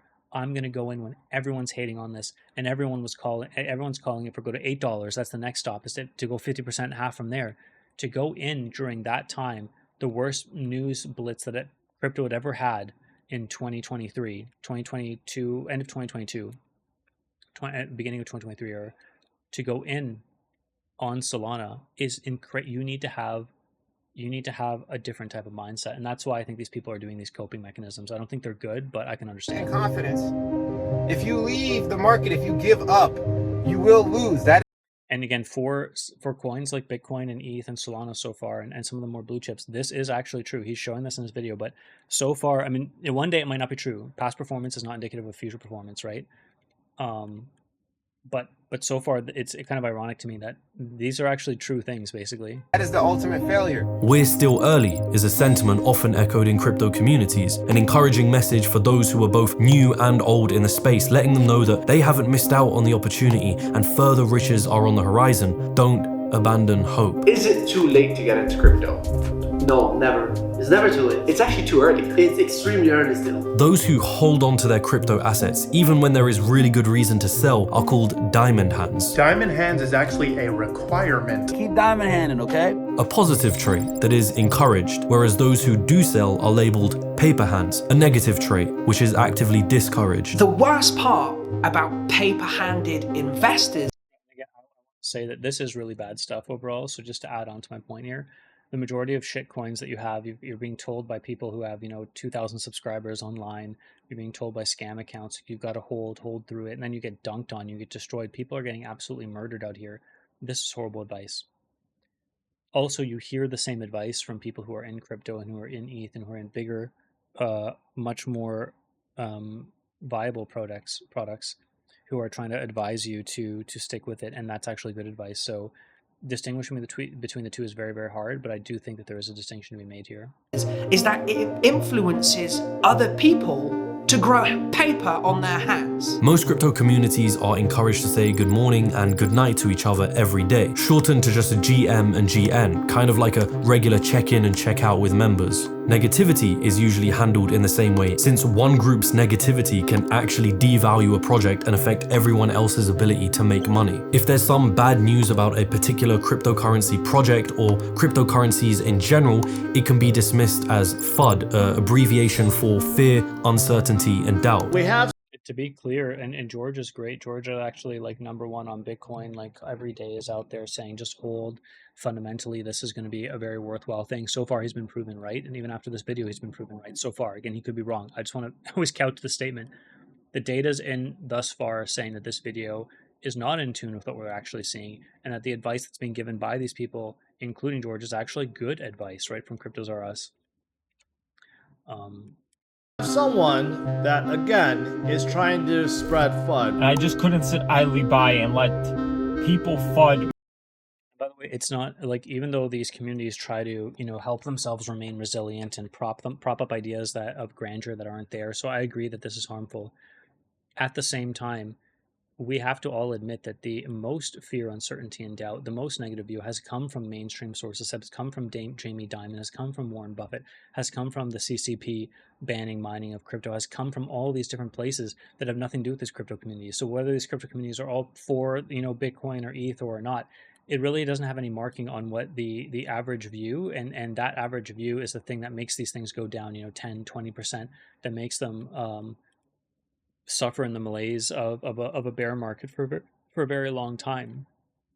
It has very little, like, these communities with a small market cap, yes, they can self-sustain for a little while until they short out and people start dunking on them. But for the bigger projects, the news cycle is really the thing that affects them. It's not like individual people going out and saying Bitcoin's great, never sell your Bitcoin, is not the thing that's making people buy it or not buy it. It's the traditional news saying it's gone up or it's gone down. My investment and FUD the leader of my investment. Or those who criticize are told, you simply don't understand. But yeah, these guys sound like religious zealots, and they are. So just like, there's stupidity inside of crypto, absolutely, for sure. And I will never accept this kind of behavior on stupid coins, just trying to convince yourself and convince others to just go in blindly and take risks like this. It's insane. And without any further elaboration. Or they're told to have fun staying poor, which is a not so subtle nod to people's true intentions within the space. Or criticism is actually spun into a good thing for the project. These are all very convenient actions to encourage when keeping someone engaged and hopeful in a crypto project is financially beneficial to everyone else. I'm actually struck by how much the general public really hates it when someone gets into NFTs and they just have an absolute adverse reaction. I see this across industries. The NFT mania did something. I think it grew so big and so in your face from influencers and celebrities that it started making people mad. So proud. I love being a part of this community and being a voice and sharing my platform and just getting the word out there. What community? What are you guys talking about? You don't fucking care about this. I hate that they try to put on that they care about this. Bored Ape Yacht Club NFTs, which I think are ugly, dumb, cringe. Thank you guys for allowing me to scream about NFT cartoons. I hate this stuff. It's getting worse. Check this out. I got a board bunny. And not only is it a board bunny, but it looks like me. Look at that. Nothing makes people hate you faster than NFT shilling. If you're young and naive, just like my brother, and want to get into NFTs, you should check out Board Bunny. The new Board Bunny NFT project has now been classified as a scam. Welcome David Dobrik to the long list of influencers promoting scams, further claiming the team has disappeared with $6 million. It's great to be a part of this project. I love the designs inspired by Pokemon. It's a Pokemon knockoff. It's just like stealing money from people who are fans of Pokemon. Y'all better not miss this. They promised Pokemon partnerships, and it was all a lie, and it ended up raking in $6.3 million. For the last 6 months, I've been working on my own NFT project. So the project is called CryptoZoo. I believe is going to change the game. CryptoZoo, Logan Paul's newest project. Look at my point of view, though. This is the most negative publicity anyone could ever get. I mean, CoffeeZilla did an absolute takedown, ripped this thing to shreds, and God bless him for it. So what are we talking about here? Like, people on the whole are really antagonistic towards crypto, and yet it's still at an all-time high now. This video is pointing out a lot of correct things, and yet it has some fundamental misunderstandings of some of the technology and why it's important and why it's valuable, and fails to hit the mark now when it's trying to explain why is this stuff still going, other than saying the same excuse, the same explanation that's been used for 15 years now, which is that people are dumb and stupid. Are basically a bunch of stock photos from Adobe that have been poorly photoshopped. Non-fungible tokens, yes? I do know what they are, but I don't really like them at all, really. I'm not really into them. Nobody seems to like NFTs. We didn't find anybody who actually had anything positive to say about them. Whenever a big celebrity or influencer would post something related to NFTs on their social media, you'd see a whole slew of people responding with, "Oh no, not you too." And this wasn't just limited to individuals either. Companies began getting a lot of flack for even talking about or dabbling into NFTs. In 2021, people found out what cryptocurrency actually was and they hate it. It is all get rich quick. So, and by this theory, then, if people, the average man on the street, it should be going down, not a BlackRock. The ETF should not have been approved. BlackRock should not be helping its clients put in billions of dollars, literally, into these NFTs. The ETF, exchange traded funds have reached new heights. Like, they're the quickest to get to, I think it was 20 billion market cap than any NFT ever, and by a long shot. Schemes promoted using technology as the cover. All of it. That's what crypto is. And NFT is the latest species. I think in June, there were 1,500 computer scientists and technologists who wrote to Congress calling for more responsible regulation of crypto assets. They said the Absolutely, we need more regulation. We don't need to get rid of it. It's interesting how they're not saying get rid of it. They're saying we need regulation, and we absolutely do need that. And I'm telling you that it hasn't been done intentionally. I feel like, actually, because it's a threat to the incumbent actors. catastrophes and externalities related to blockchain technologies and crypto asset investments are the inevitable outcomes of a technology that is not built for purpose and will remain forever unsuitable as a foundation. Well, that's different from what I was saying. They're actually saying it's unsuitable for large-scale economic activity. And so you start to wonder, like, okay, like what's going to happen? And I know that it really shouldn't. We'll see on that point. Solana there's been pilot projects with Visa Network, I believe, and some of the payment networks. I think it's Visa with Solana trying to test out whether or not they can settle transactions at a quicker and cheaper rate than Visa currently does it. I mean, we are seeing where blockchain is going so far, and it seems pretty promising to me, but you have to be in the weeds and actually care about the technology, which most people don't. Most people are here just to get rich quick. I think that it's plausible. Like, we should try to make money off of this and try to join into this casino if you'd like to take those risks, but you have to do it in a calculated way, I would feel. It surprised me, but a whole new packaging had been in the works, and a brand new word was taking the stage. Our mission at MoonPay is to onboard the world to Web3. I have to admit, it's a pretty convincing narrative. The first iteration of the internet, Web 1.0, was essentially the first version of the web, mostly consisting of web pages and information. There wasn't much you could actually interact with. Then, and I actually gave a speech, like a lesson on Web3 to to my work colleagues, and actually I went over digital identity, like how is identity and verification going to happen on a Web3 world. So it's funny to go into this. Came along Web 2.0, which brought access to many new features. It focused on user-generated content. Just to be clear, the web technology is maybe changing in a bit, but what we mean by these different generations, Web 1, Web 2, Web 3, is how people are using the web and how they're interacting and how their data is being stored. So the first web is just people making, you know, forums and it's pretty basic web pages. Then you've got people building web apps where you can go into those and you can become a creator. You can build content on Instagram. You can upload things. Like the technology had gotten cheap enough, video and camera technology had become good enough, and people had the internet ubiquitously in their phones now. So they can use these apps to create social networks and they can upload content. So now you're just not just consuming, you're uploading content. The third part is to actually own your content, to take back your data rights as opposed to farming it out to, you know, social media, Facebook. And instead of uploading your content for free, you can package up your content and offer it in some sort of way that gives you control over your content, over monetization of that content. Content, social media, and more forms of participation. This version of the internet became dominated by large corporations. Web 2.0 is our current modern day version of the internet, but now Web 3.0 is coming. It kind of just referred to a bunch of different things, but the idea was that a new version of the internet is here, where you're online. Again, it's not a new version. Like Web 2, like the actual technology was the same between Web 2, but it's how you interact with the web and what you can do on it, and how you can own data and how anonymous you are, and how you can own the content that you upload and monetize off of it. That's the difference. Because right now you upload onto YouTube, you're totally subjected to their rules and stipulations, and your owners, they actually own the video and you can just monetize off of it given their pronouncements. So this is different from Web3, where you'd actually be on a decentralized application that is being served up by these decentralized nodes around the web, so that no nation state could interfere, and you don't necessarily have to follow any one person's laws, and you can use that application and possibly set up some sort of royalty generating NFT or a schematic in it where you can actually benefit in a more organic way than you can using Web 2. Online activity was going to. And to be clear, most applications should be Web 2. They should never have blockchain. There's no point in having blockchain. Having a centralized database is cheaper. Using AWS is cheaper.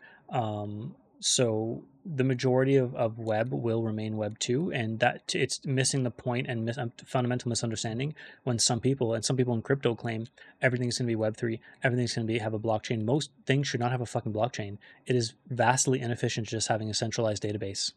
Okay?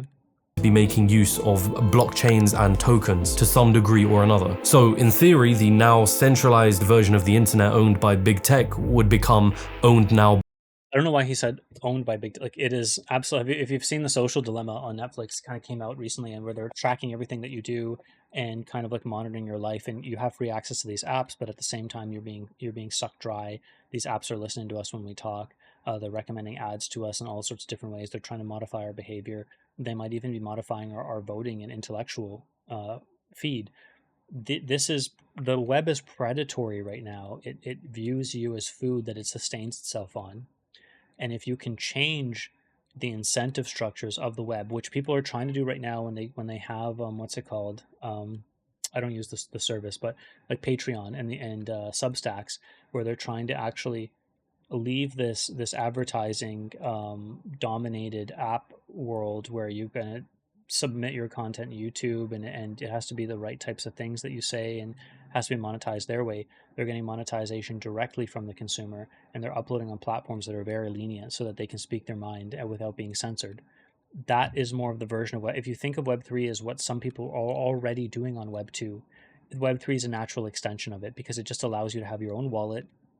You don't have to pay a payment fee. You know, someone sends you money on your Patreon, but you lose a part of it to the Patreon network and to the payment network that was being used. But imagine if almost all of it went to you, and you were on a decentralized platform, and you owned all your blog articles, and you owned the ability to replicate those blog articles or to license them in a way, like, or if you owned your music as opposed to using Spotify, which is kind of like you give permission to Spotify to send your music all over the place, and they take most of it, the fees.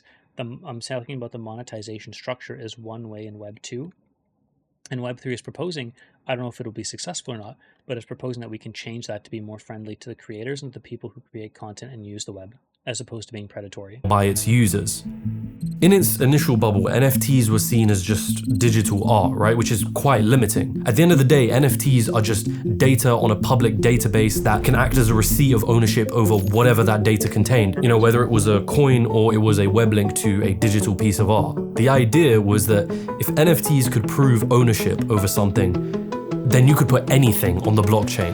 Real estate titles, medical records, university degrees, legal records. In the case of Web3, you'd have social media sites and video games all incorporating blockchain and NFTs into their business model. It didn't really matter what it was or how it would work exactly. It just became this game of insert anything here, but on the blockchain. And just like that, you've made it revolutionary. You've just recreated the entire mortgage infrastructure that already exists today.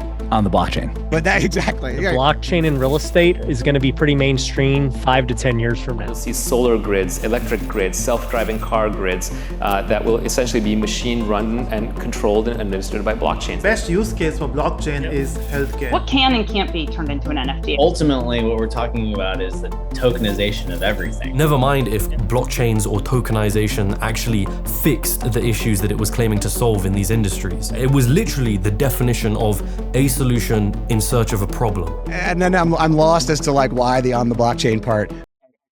It's true. I think it's a fundamental misunderstanding of what's being proposed and ownership rights and what artists go through, what billionaires go through. And what I mean by what artists go through is that they don't own their music. There's a record company that owns them. Is they have to go through the only way to succeed. Now they've got SoundCloud, but they need to go on Spotify, and they don't get the money that they're hoping to get. It's not sustainable. This is a fundamental change to that potentially by giving them true ownership of their assets, being able to go from one digital app, decentralized app to another decentralized app the second that it's not working favorable for them. It's like giving people optionality and choice, which makes it's kind of like the free market mentality. I totally think that this is what we're going to get, is we're removing middlemen. If anyone can create a payment layer, if anyone can create a transaction settlement layer, and anyone can code that up, any coder in the world, especially using AI, and then those settlement layers can all compete for each other, and some of them will fail and they'll have security vulnerabilities and they won't go somewhere, and their throughput isn't good enough, but some other ones might be good. They might be good. They might be Solana. They might be Sui. Who knows? They're going to improve over time and iterate. This is the ability for everyone to have the tools, just like we've given them with democratization of music. Everyone can now make music in their home. Most people will produce garbage, but some people are going to be able to find a new niche there and find an audience and actually produce something that's worthwhile. This is a fundamental change now in sending economic value and storing economic value. We're letting everyone create these payment networks, and eventually they will be able to compete, I think, with Solana and Visa, and they will be able to offer up something. And maybe more conservative companies will never move over to these blockchains for the next 30 years.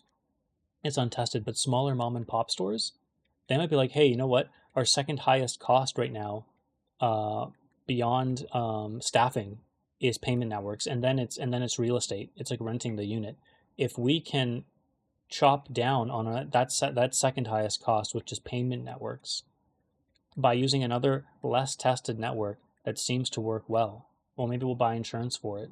This is great. This is amazing. This is what we need. This is what we want. Right? I don't understand why he's being negative about Matters besides basically what everyone means is they mean, oh, I want a public record of the transaction. Okay. I mean, people. It's the public record is true, but it's what it signifies, what it actually means. It means you have ownership of it.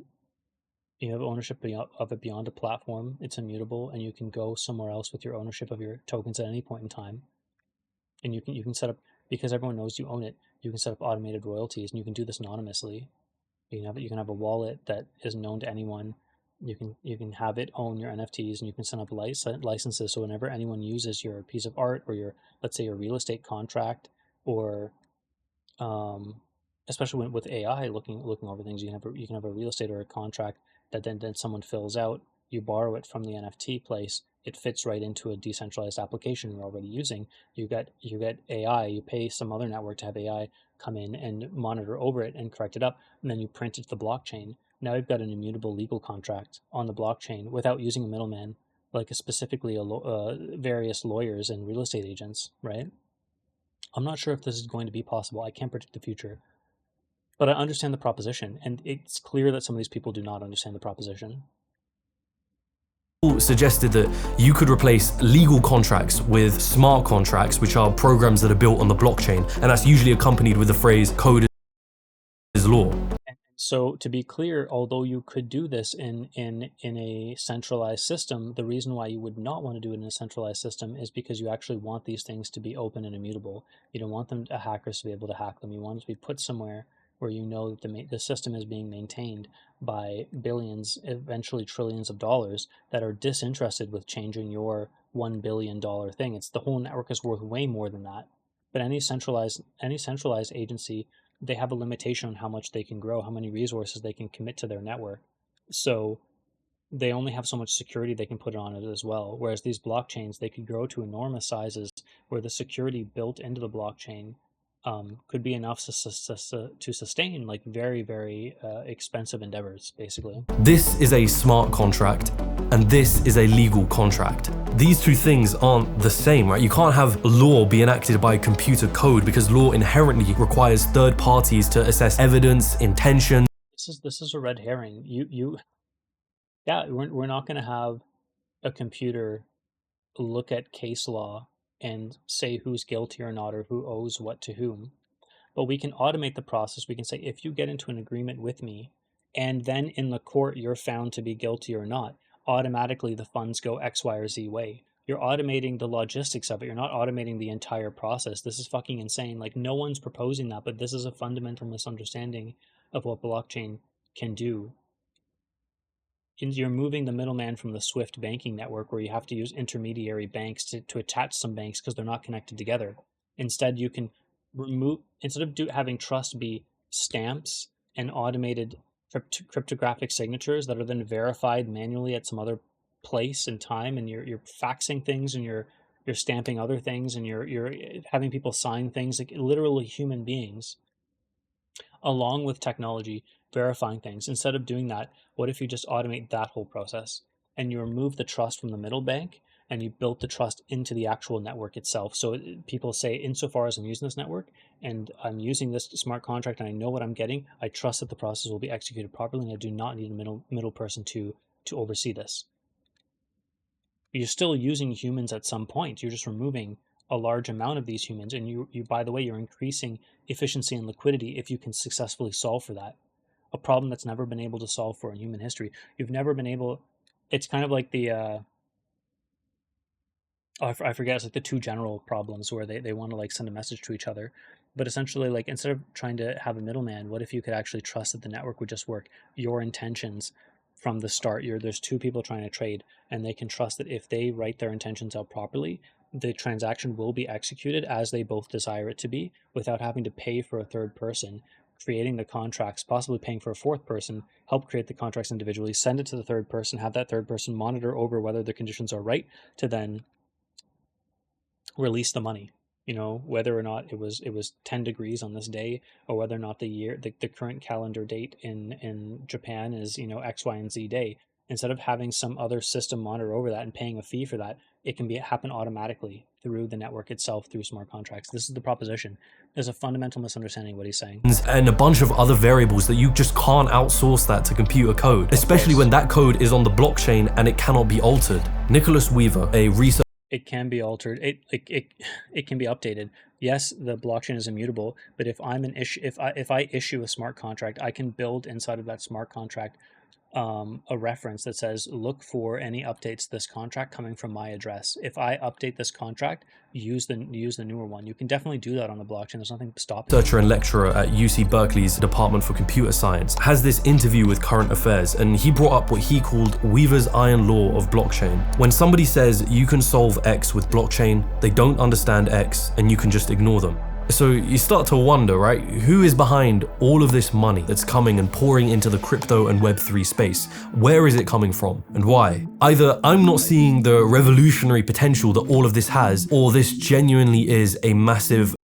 This is a red herring as well. It doesn't have, it's a false dichotomy. It does not have to be a revolution in the way that he's talking about for it to still have value, but sure. This is exactly my question. Mania and bubble that is being fueled by greed and delusion. The so-called next version of the internet that's attracting big money from venture capital. Venture firm called Andreessen Horowitz. Have you guys heard of it? Are these people dumb money or smart money? Do they want to make money or do they want to lose money? Because apparently, if you all know that eventually it's going to all collapse, or are they just here? Maybe BlackRock is going to rug pull everyone. I don't have that data yet, But I'm under the assumption that BlackRock's in here for the long run, and I'm taking them from their word. Maybe I shouldn't, because these are big industries, but they are Franklin Templeton, Fidelity. They are producing research right now suggesting that the trends we're seeing in crypto will only increase, and it is connected to national debt and devaluation of currency. It's connected to why gold has reached all-time highs. So maybe these people are trying to rug pull, but I actually don't think they are. And because they are regulated, we should have more trust in these institutional investors to not do rug pulling, because again, there are certain legal ramifications for them as well as reputational damage for them. It's not a guarantee, but it's just like, it seems to be fundamental, a different type of investment. Kept seeing this venture capital name pop up. We've been in the space for a long time. Kind of a big deal, running the crypto fund with more than $7 billion in capital to deploy. Andreessen Horowitz, otherwise known as A16Z. They're one of the largest venture capital firms. They have a crypto fund with around $7.6 billion to be invested in crypto and Web3 startups, and have been investing in crypto companies dating back to 2013. If you wanted to meet the smart money behind all of this, then these guys were the best place to start. They say that crypto is far more than just a financial innovation. It's social, cultural, technological. In the month of October of 2021, A16Z led a funding of $150 million towards the company that was behind Axie Infinity. A16Z general partner Ariana Simpson claimed that this was an example of where Web3 is going to revolutionize the internet. In her own words, literally, Axie embodies a new generation of games. What this means for the future of games and really the web as we know it is as big as. It irks me too, because I'm a big gamer, and when I hear Cryptos R Us or web people talk about gaming, they know dick all. But actually, and the gamers on the other side, like Asmongold or Moist Critical, don't know about blockchain at all. So you've got like this just fundamental misunderstanding, talking past each other, where the crypto guys have no idea what makes a good game. They're just like, oh, it looks good and you can shoot people. This is fucking irrelevant. On the other side, everyone who's actually gamers like, this is a scam, it's bullshit, when it absolutely is not from my perspective. So it is irritating. As your imagination will allow. Where do I begin? Axie Infinity was what you would call a play-to-earn game. It was this new genre of games appearing in the Web3 space, which, as the name suggests, allows players to make money when they play the game. In the case of Axie Infinity, what you had was this game where people would breed, collect, and fight with these creatures called Axies. When battling inside the game, it was possible to earn this token called SLP, which could actually be traded for real money. So what started happening? Well, Although I do believe people started playing the game, but I had to like do a quest for some airdrop or something. So I believe I have an Axie. I don't know where it is. I don't care about instead of focusing on the fun of the game, the focus became on how to earn more SLP. How do we profit from Axie Infinity? The most expensive Axie ever sold was worth about $800,000. I've invested $13,232. To even play Axie Infinity, you had to maybe don't do that. Purchase 3 Axie NFTs, right? And as the value of Axie NFTs started to rise, certain players wouldn't be able to afford the buy-in price. So guess what started happening? Those who had the money to buy 3 Axies began to lend their creatures out to players who— This is great. This is amazing, actually. —who couldn't afford it. And they were called scholars. How to set up your own scholarship program as a manager in Axie Infinity. I'll be giving out a scholarship every 2 weeks, so that's another 6 scholarships is my goal. Scholars would then play the game using their rented Axies, earn SLP, and then give a cut of their earnings to their managers. My team of 12 scholars was roughly earning me $1,700 a month. $600 from my scholars. With all of my current scholarships working, I'm earning about $6,000. This is very Ponzi-esque though, right? So I've never played Axie. I think this is great. This is exactly what I'm talking about, where you can actually own something, you can rent it out to people, you can create new business models. Are people going to use these business models to add to human experience and value? In this case, probably not, but I would just bite this bullet. This is actually great shit that's going on here. Whether or not they use it for evil is a different story. A month. Axie Infinity, a play-to-earn crypto gaming juggernaut that has led people in countries like Philippines and Venezuela to make a living. These are players from the Philippines who are making a living playing Axie Infinity. Most of the scholars who couldn't afford the buy-in price, they were from developing countries, right? People who likely saw Axie Infinity not as a game of leisure, but as a means of producing income. Again, like, the reason why people would be looking at Axie as a viable way to make money by renting out these high expense, it probably has more to do with their economic conditions and how desperate they are, and less to do with crypto being a scam and a Ponzi scheme. I mean, that's what it sounds like we're going right now. It's like their country's economic engines are pretty fucked, and we should feel sympathy for them, and they should not have to feel like they're resorting to gambling on battling Axie Infinities to make ends meet. But here we are. Here to apply scholarship on Axie Infinity. I want this scholarship because I want to earn more. I can play 6 to 12 hours a day just for playing Axie Infinity. I will treat this as a job. It's not just a game. I want to help my family on their expenses and save up money for my tuition on college. So I want to be a scholar so that I can meet the needs. What is it then? Crypto doesn't provide any value and it's all bullshit, or it actually is providing people with different ways now of monetizing on other people, creating these new ways of owning and renting out digital properties? Like, which one is it? You can say that, Axie Infinity is a garbage game and it's leading to this stupid market, but you would also be admitting that it is successful in doing what I'm excited about it doing, which is enabling people to have digital ownership that actually has some sort of value and scarcity, and creating an economy based off of that. I mean, this is what we call liquidity and new economy and new markets. So, unfortunately, in this case, it is collecting the desperation of people in other countries, specifically in this case the Philippines, to play, but it has no bearing on the actual technology itself. Of my family. What you ended up with was a game where players are playing in order to make money. People are basically feeding their entire villages playing our game. But the only reason that they're making money is because others are buying in to also make money. In the case of Counter-Strike skins kind of work similarly. I mean, there's games have certain marketplaces in them and incentivize stupid behavior that I don't agree with. But okay, things like Axie Infinity, there actually are a bunch of innocent victims, right? I mean, when you run a pyramid scheme, unfortunately, you get a bunch of poor people in the Philippines who are poor when they start, and they're just hoping to make some money, but then what happens is they actually lose money. The value of SLP, which is the token that people use to actually make money in the game, has fallen 99% since its peak, and its user base has been in decline since. Times magazine came out with this article, and it was interviewing this guy called Samason Orias, a line cook from the Philippines who was facing financial stress after his mother had a stroke and electricity. Right, so this is the point though. He faced financial stress because his economic system failed him, right? And then he went and he got desperate. I mean, there's a place in Canada called cash money, I believe, where you can exchange your checks which haven't cashed yet for actual cash. They will take probably a 20% cut on it. And there's a lot of desperate people who do that. And is it cash money's problem that they're, or whatever it's called, cash exchange? Is it their problem that this exists? They're parasites, but they're parasites off of an issue that already exists. Is the fact that the minimum wage is not high enough and these people don't have good economic opportunities. And grocery bills were stacking up. Arias jumped into the Axie Infinity game and then exited 14 months later. He described it as boring and stressful. Arias, along with other players of the game, told Times magazine that Axie Infinity reinforced predatory systems and gave them false hope. It's already dystopian as hell, but then to say to people that by doing this we are creating opportunity for people in the developing world, that's not just dark, that's fucking evil. Again, I find I'm just my point here is that technology fundamentally enabled something to happen that wouldn't have otherwise happened. It was used badly, but can we use our imaginations to understand how this could actually be interesting? Maybe you could be a promoter for several artists' music labels, and you have the ability to spread their NFTs to other people through some sort of system. And depending on how many people you get exposed to the music, you get a cut back, and it's automated. There's no middleman or payment network. It just automatically goes to the artist and it goes to you.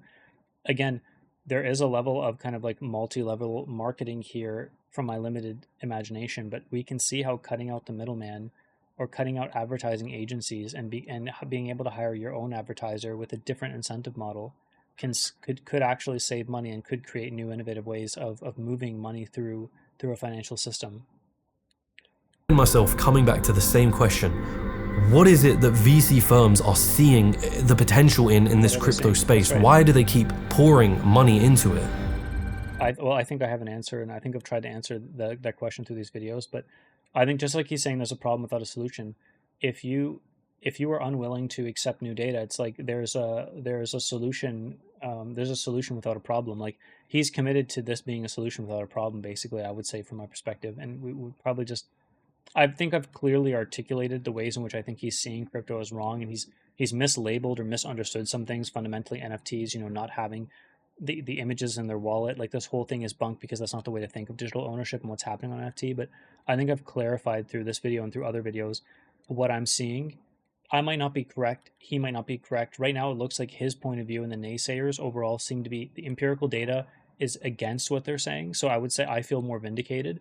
And, crypto's going to crash again, as it always does, I'm sure. But it seems like it keeps setting a lower high in terms of market cap, as well as Bitcoin's overall value, a higher low and a higher high. So that seems to be the way that we're going. And so far, I seem to be vindicated. But, we can keep asking, like, if you don't have a set point in which you're going to reconsider your position, then you can just keep asking it infinitely for more and more data points, because you're never going to be satisfied. So I don't know what to tell most people. I'm just like, seems to be going in the right direction. I can walk you through the full advancements that crypto has had, including NFTs as zero-knowledge proofs, including advancements to the blockchain network, including the activity on Bitcoin's network, including the legalization across different countries, or the decriminalization of it in Russia and China.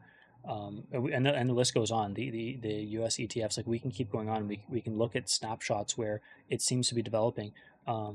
Fractionalized ownership now of NFTs on the ETH network. I forget what the protocol is, but they upgraded that network. New layer ones that are quicker and have potential to do DeFi and gaming on them in ways that we haven't seen before. Solana and Sui are like the top two on my mind. Aptos, another one. I could keep going on. The space is evolving. But if you refuse to look at any of those as advancements, and you just outright label it as a scam, I don't know what to tell you. He's saying that he's not doing that, but the overwhelming majority of tokens are securities. Yeah. But they're being dumped onto retail investors. 100%, This is 100%. These guys are pro crypto as well. being done explicitly by venture firms, I won't mention any names, who are buying into companies early, getting into tokens, and then those tokens are being listed on exchanges. The public is buying into them in order to get a financial gain. They have no interest in using those tokens for any utility. VC firms have a commonly used strategy. They invest in a bunch. Is that Bitcoin? Bitcoin, like with the asset managers, they're not VC firms. So again, it's like VC firms are in this, like, there's all this bad stuff going on, just like on the dark web, internet, there's all this stuff bad going on, but it's like, okay, we can look at that, we can spend forever talking about it, but also, what about the other things, the real value that's being generated on the good websites? What about the real validity that's happening on the Bitcoin network and on the ETH network and the Solana network? Oh, Solana, there's a lot of meme coins on there, but there still is use cases and people are developing. Of startups, most of those startups will fail, a few will succeed, and with the ones that succeed, a VC needs to decide on an exit strategy, an event that allows them to liquidate their position in a company and essentially make money. This is a process that can take years. So there's in crypto, it can happen very quickly. another idea that is proposed by skeptics, that the world of crypto offers an incentive for VC firms to invest in a crypto company, receive a percentage of their tokens, and then sell those tokens to retail traders when it becomes publicly available, all achievable within months, highly profitable, and fairly unregulated. With crypto tokens, they can cash out. Again, the problem there, the last point I made, if they regulated this shit more heavily, we could actually prevent most of the calamity that's happening. Retail is getting dunked on right now, and I'm a part of that retail, and it is disgusting. A few months. And the way that this actually works is they encourage their fundees to basically issue unregistered securities. Andreessen Horowitz invested in a bunch of startups that all issued tokens that all got dumped on retail, including Andreessen Horowitz dumping a lot of them on retail. This is blatant securities fraud.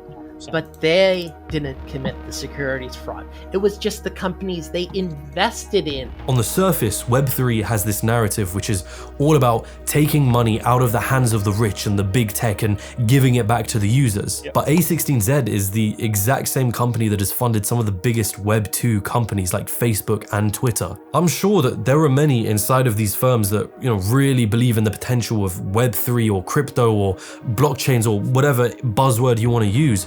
But it becomes increasingly harder to see that as anything other than hyper-optimism, or another word for it, delusion. There's this interview with Mark Andreessen, right, who's the co-founder. That's the point. I just want to be clear. I'm always worried. Am I being delusional and hyped about the space, or am I not? again, I think the empirical data shows that actually the space keeps growing. I think that people have very short time horizons and recency bias. He's basically making this video after Bitcoin crashes again, and I think they're not able to explain the phenomenon that is crypto and what's going on. So that's where I take pause and I go, no, I think overall I'm correct in what I'm saying, but I'm always hedging when I'm saying. Usually it's like, I don't know, I can't predict the future. All I can tell you is what the data is showing me.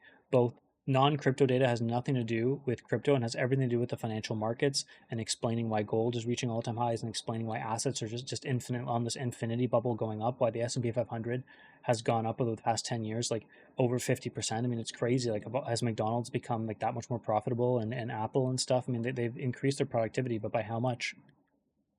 Right, the Magnificent Seven is holding up like the entire American stock market. Nvidia is like, gains are like 20% of the whole thing right now. I mean, it's fucking crazy. How are we going to pay for retirement? How are we going to pay for our social programs that we have in our countries? Like, no one has an answer to these things.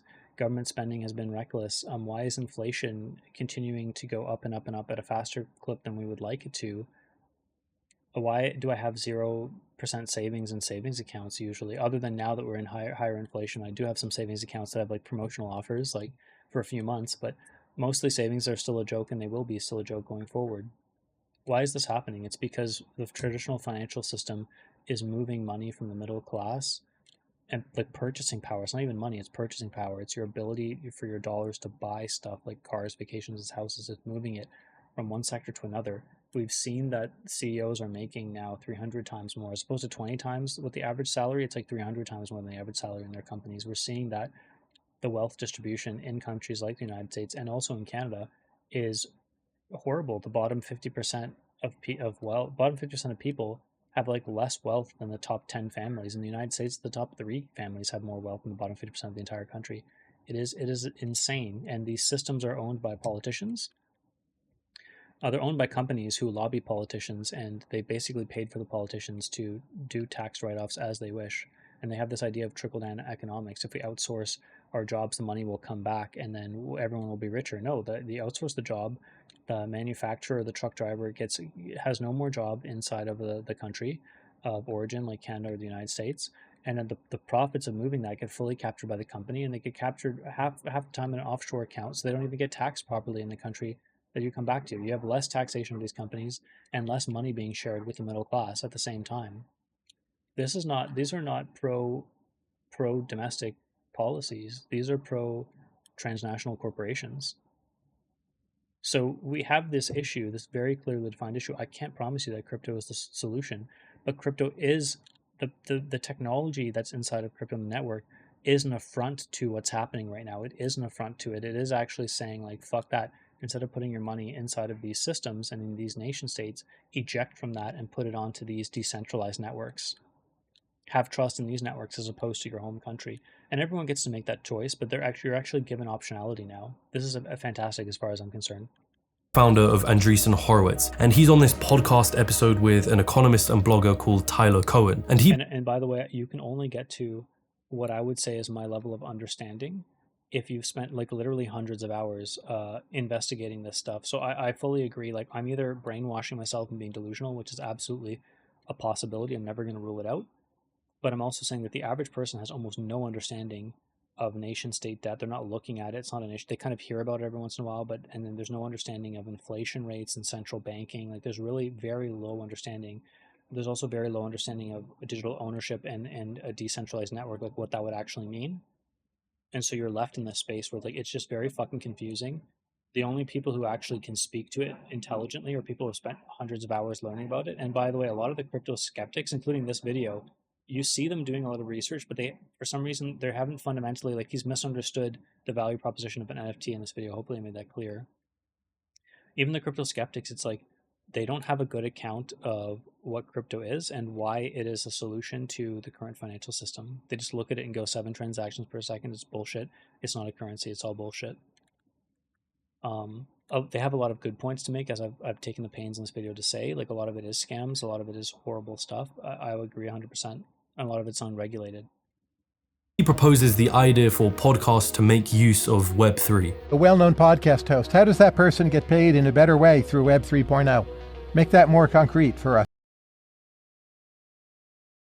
Yeah, I can take up this challenge as well. So well, number one thing is instead of using payment networks like Patreon, let's say, would use PayPal or MasterCard, and they would take a cut. You can now choose your payment network. Like let's say it's USDT on the Solana network, and it would actually be much cheaper, fractions of a penny, to get that. Whether it's 2 cents or it's $10 of a subscription, you can easily make that better.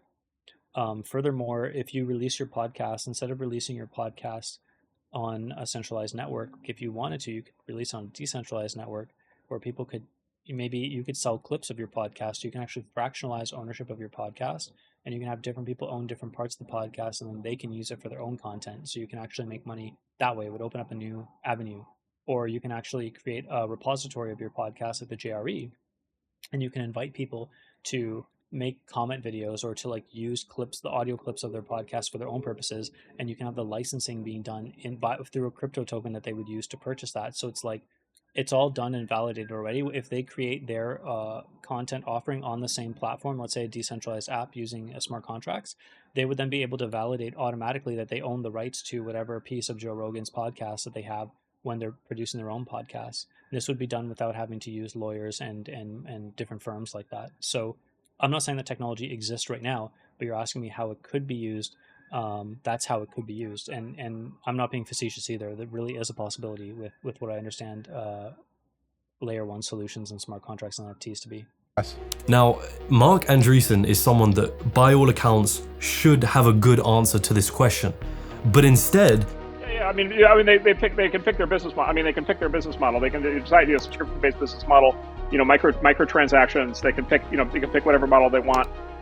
They can also have indirect. There's this whole new rise of this kind of the non-fungible token. When pressed to give an actual use case, what you get is an answer with all the right buzzwords and phrases, but little actual substance. I compare it to the internet. Like, in all seriousness, I compare it to the internet, which is the internet basically. It's 93 or so. Yeah, it's like 93, 94. This like is the only time I've ever said this is like the internet is this. A16Z uses the same narrative that a lot of crypto enthusiasts will also use. You may hate it, you may think it's a fad, but crypto and Web 3.0 are just like the internet. Even I made this comparison when I looked at the entire space in a more favorable light. Now though, I just think it's another form of smoke and mirrors. It is the biggest technology shift since the internet. The blockchain, the consumer blockchain, is the biggest new thing since the internet itself. Bitcoin began in 2009. Arguably, blockchain technology and the foundations for it began even earlier than that. It's been 13 years since this story began with Bitcoin. 13 years to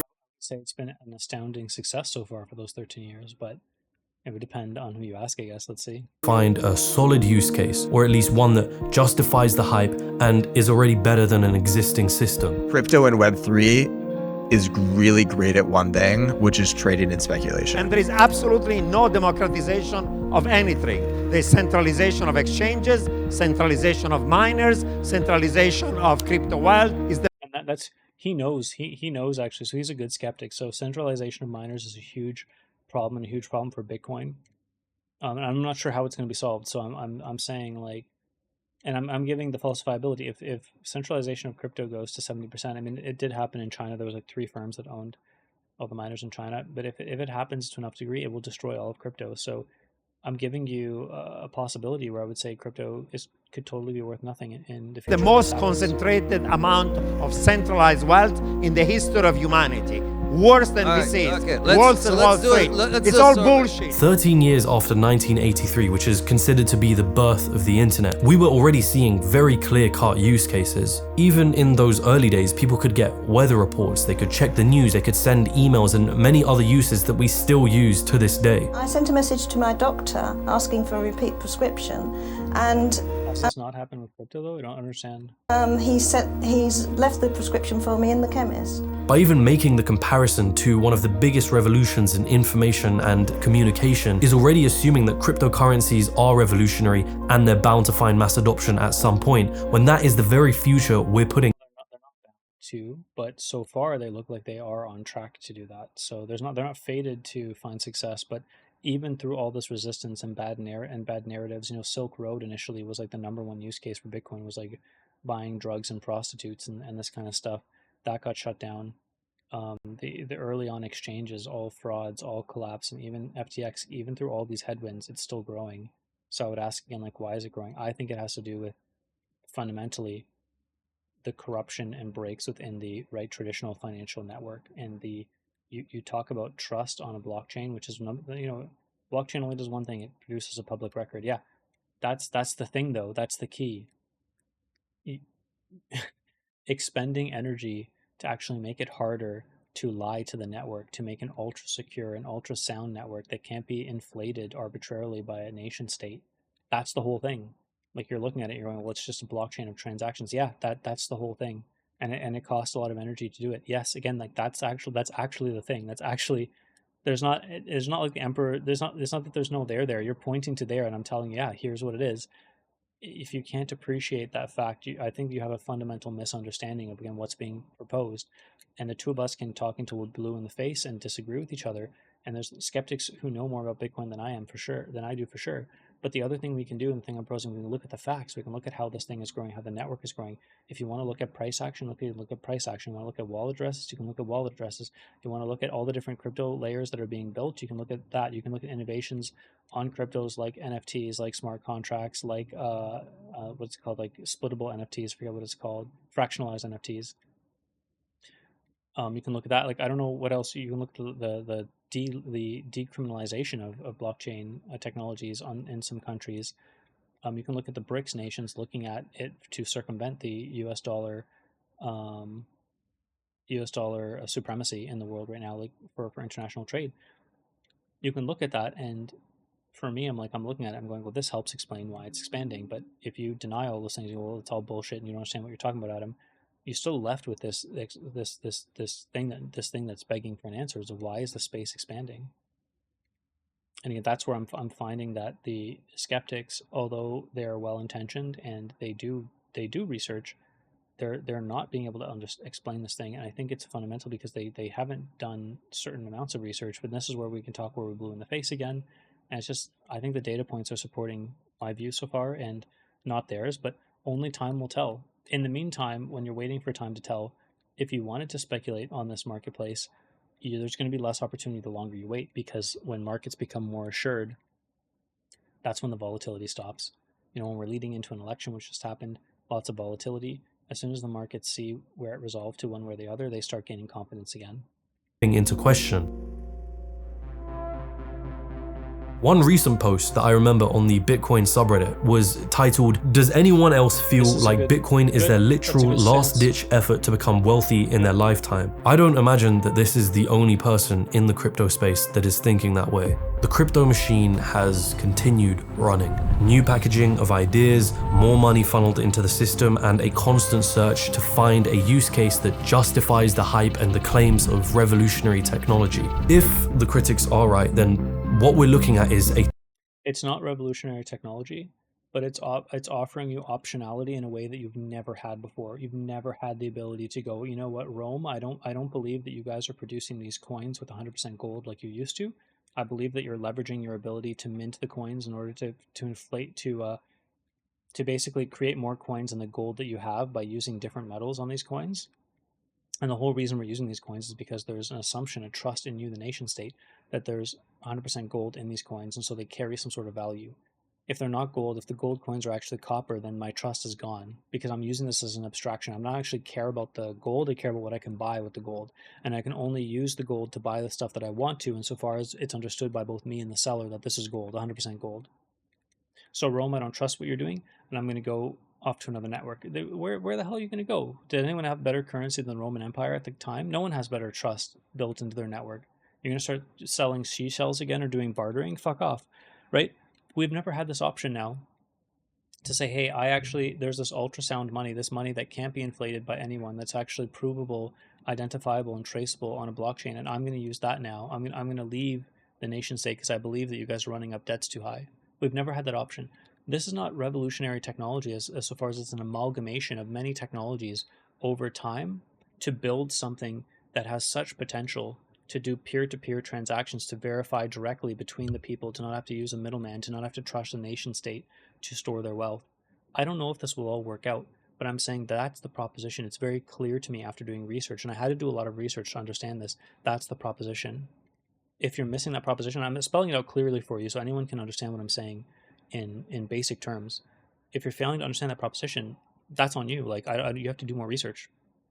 If you do more research and you say, Adam, I understand that proposition, it doesn't make sense for these reasons. Adam, you misunderstand the traditional financial system for these reasons. That's another topic. And then we can go on. Then I can look and go, okay, I don't know exactly how bonds are created. I don't exactly know how sovereign wealth is created. Now, I've done my research to some degree, and I've asked ChatGPT, and I've said, here's my assumptions on crypto. Is this true or not? Is this true how a nation's debt is based off of its ability to issue debt to both itself and to its international partners? For example, China buying American debt, we've heard this a lot, is predicated on the nation's ability to pay the interest on the debt. And so it's based off of trust and sovereignty that they won't collapse. The answer is yes, more or less. Like, their ability to print more and more money is predicated on their ability to pay off their debts with interest. And by the way, they can more easily pay off those debts in American dollars and with interest if they just inflate the money supply more, right? So it kind of becomes this cycle of incentivizing you to create more and more of a bullshit policy, a bullshit monetary order, which I think we're seeing with America having gone off the gold standard. With Richard Nixon, I believe. Again, if you haven't done that research, though, it's like, what are we talking about? And I'm open to people telling me I don't know what I'm talking about, and to make me do more research, and I will. I'm reading Lynn Alden's book Broken Money right now, and I just read the Fiat Standard a little while ago. So, ticking time bomb. If the critics are right, then this is a scheme that will leave tons of regular individuals left holding their bags, wondering how this managed to happen. It already has. A scheme that managed to infiltrate the realm of media and entertainment, that managed to make use of social media's ability to spread this fear of missing out, that capitalized on greed and a get-rich-quick mentality. If the critics are right, then I suppose there's only one question that remains. At what point does the ticking time bomb go off? Well, this is the question as well. Everyone jumps out and has recency bias when it all collapses, and it will again in the future, and then they'll say, this is the end. And there's this website called the Bitcoin Obituary where you can see everyone calling for the end of it, and it hasn't ended. And so it's like, again, this is the whole problem with the video, is that he hasn't given us a false Bible. He's saying it will go off. When will it go off? But by definition, Adam, if it hasn't gone off yet, then it's simply not the right time. So there's no data there's no falsifiability. It's just, it will explode sometime if given enough time. So I'm right. And if it explodes, it's a scam. So I'm right. It's like, well, this is not a scientific proposition. So I don't know what we're doing here. It's a very interesting video. There's a lot to learn here, and there's some stuff that is not appropriate here, is not correct. But again, there's no falsifiable claim. So where do we go from here? Whereas I'm giving you falsifiable claims, Bitcoin network, usage drops in half for a sustained period of time, let's say 2 years. If it sets a lower low next time it crashes, so it actually goes below the previous low of like $16,000. It goes, we skyrocket all the way from over 100,000 USD all the way down to 10,000 USD. This will be, alarm bells will be ringing. This is an abandoned project. If a 51% attack happens and the network gets kind of commandeered by another actor, a malicious actor who lies to the network, the whole thing will collapse, right? I'm giving you falsifiable propositions here. And notice that one of the propositions is not 90% of the current highest market cap crypto altcoins will collapse. That's already baked into the cards. 90% of the current top market cap altcoins will crash because they are not built off of anything substantive. They are not. They will eventually crash. Cardano will lose its place from being the fourth biggest crypto, will eventually go to the 20th, and might eventually go outside of the top 100. Like, this can all happen. That's all in play. That doesn't invalidate anything. And people who speculate on these altcoins and on these meme coins, and they all go to zero, it doesn't invalidate anything about the technology or about where it's going. The market cap of crypto is still rising, even though these things are falling off. Higher highs, higher lows. Bitcoin's still going through an adoption curve, as far as I can see right now. So I think that some of the things that he's pointing in this video are not valid for falsification. And I think I'm correct in saying we should look at the Bitcoin network, we should look at some of the blue chip networks, and we should see if they're growing or if they're diminishing. USDC was talking about using Apple Pay now, maybe on the Solana network, for people to tap and pay for things using USD dollars, because Apple recently opened up its tap network to other people. I don't know if it's going to happen or not, but it's like, okay, if that happens, that's more in favor of crypto, right?